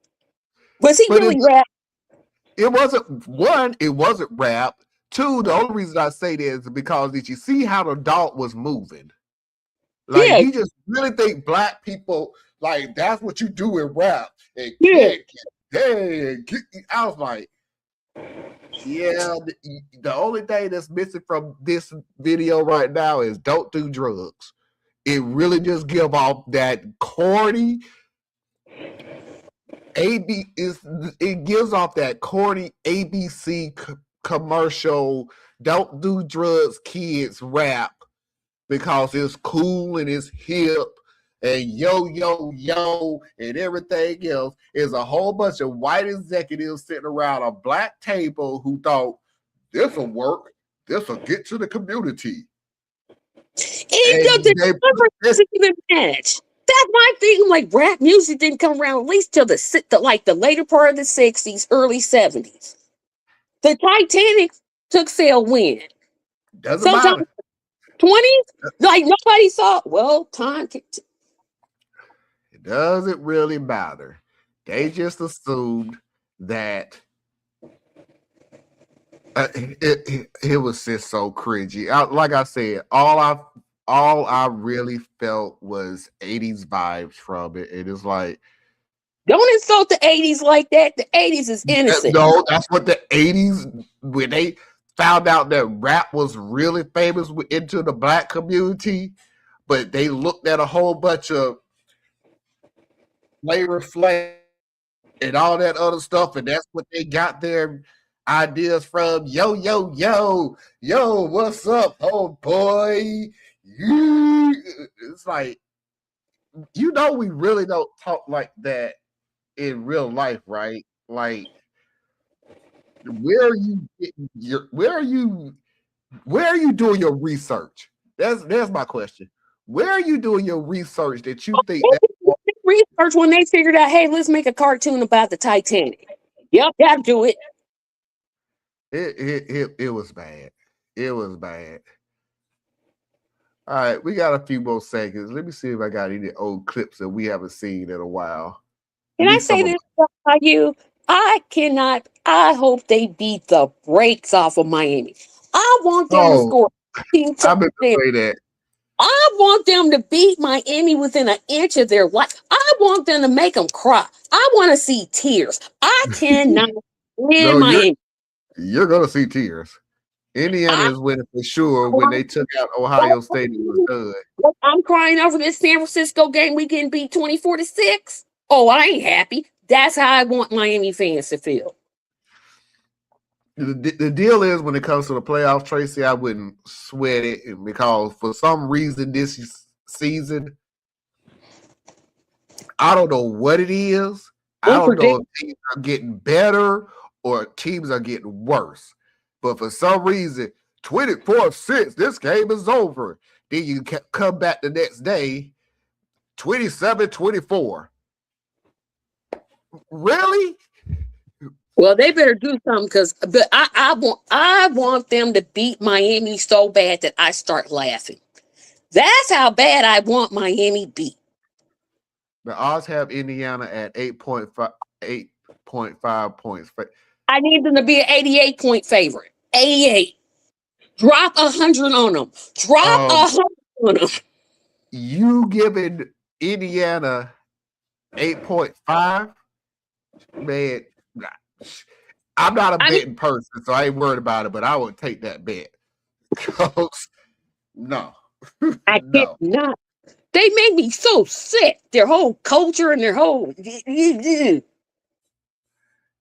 was famous. Anyway, let's get a couple of videos in here before we get on out of here.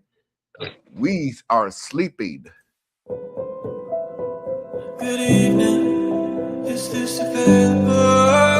Yes, it is. Please leave me alone. We are sleeping. No more contacting, please. Thanks. Appreciate you contacting me. I know I'm no longer interested.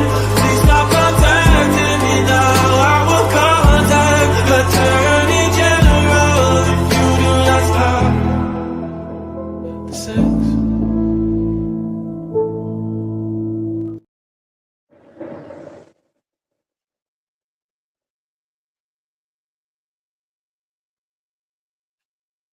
I have nothing to say. Nothing. I have nothing to say. I had a lot of stuff when I first saw it, but now that I keep looking at it, I grew up a little bit. It's like, bro, just stop testing. I'm not gonna hold this conversation with you. You something wrong with you. You skipped your lawyer. You skipped the police. You skipped everybody went to the Attorney General. Good night. Good night. Good night.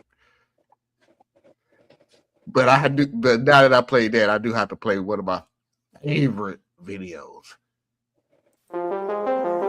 Ooh, Caroline, oh, keep my name out of your thin mouth. What did Caroline do? She stole my broccoli, casserole recipe 8 years ago, and claimed it was hers. She claimed it was hers. No, you're not talking about it. Might be from Carolyn. No, she a crazy lady. She's a rotten recipe stealing bitch. Doris. No, careful who your friends are. I love that video because I love that music, but I do have two things to say. One, she stole your recipe 8 years ago. Get the fuck over it. Oh my God. You still complain about something that happened 8 years ago? You complain about something that happened almost a decade ago? Get over it. Two, and I finally figured out that she was trying to say Christian lady. For the longest time, I could not figure out she's a Christian lady. I'm like, what the heck is Kristen? She's a Christian lady. Don't defend somebody if you can't spell. Last video of the night. If you haven't already, go ahead and hit that like button. I will truly appreciate it. Also, comment and subscribe if you haven't already. Again, I truly appreciate it. And because Tracy is on here, and I know it irritates her so much because she's my little sister, I just have to do it. My favorite video ever. Why, yes, I'm an evil left-wing sheeple snowflake working for the deep state here to force your wives to get abortions and then leave you for transgender lesbians. Yes, it was us Antifa that stormed the Capitol to make you all look bad so that we can take your guns, spread communism, and blast Cardi B in your churches. And you're never gonna stop us, no, you're never gonna stop us, no, you're never gonna stop us, no, you're never gonna stop us, no, you're never gonna stop us, no, you're never gonna stop us, no, you're never.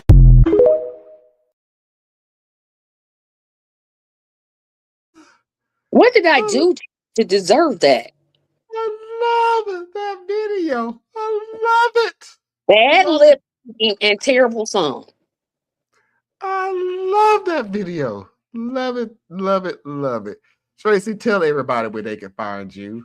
I have been on break since December the 18th, but yeah, I will be back January the 20th. 2nd, I think, whatever that Thursday is, that's when I'm heading back.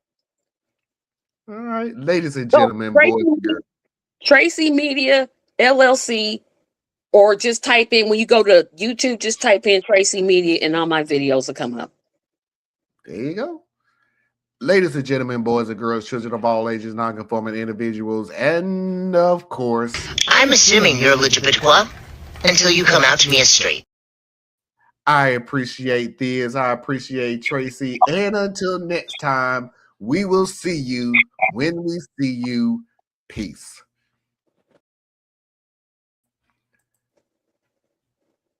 Ooh, Caroline.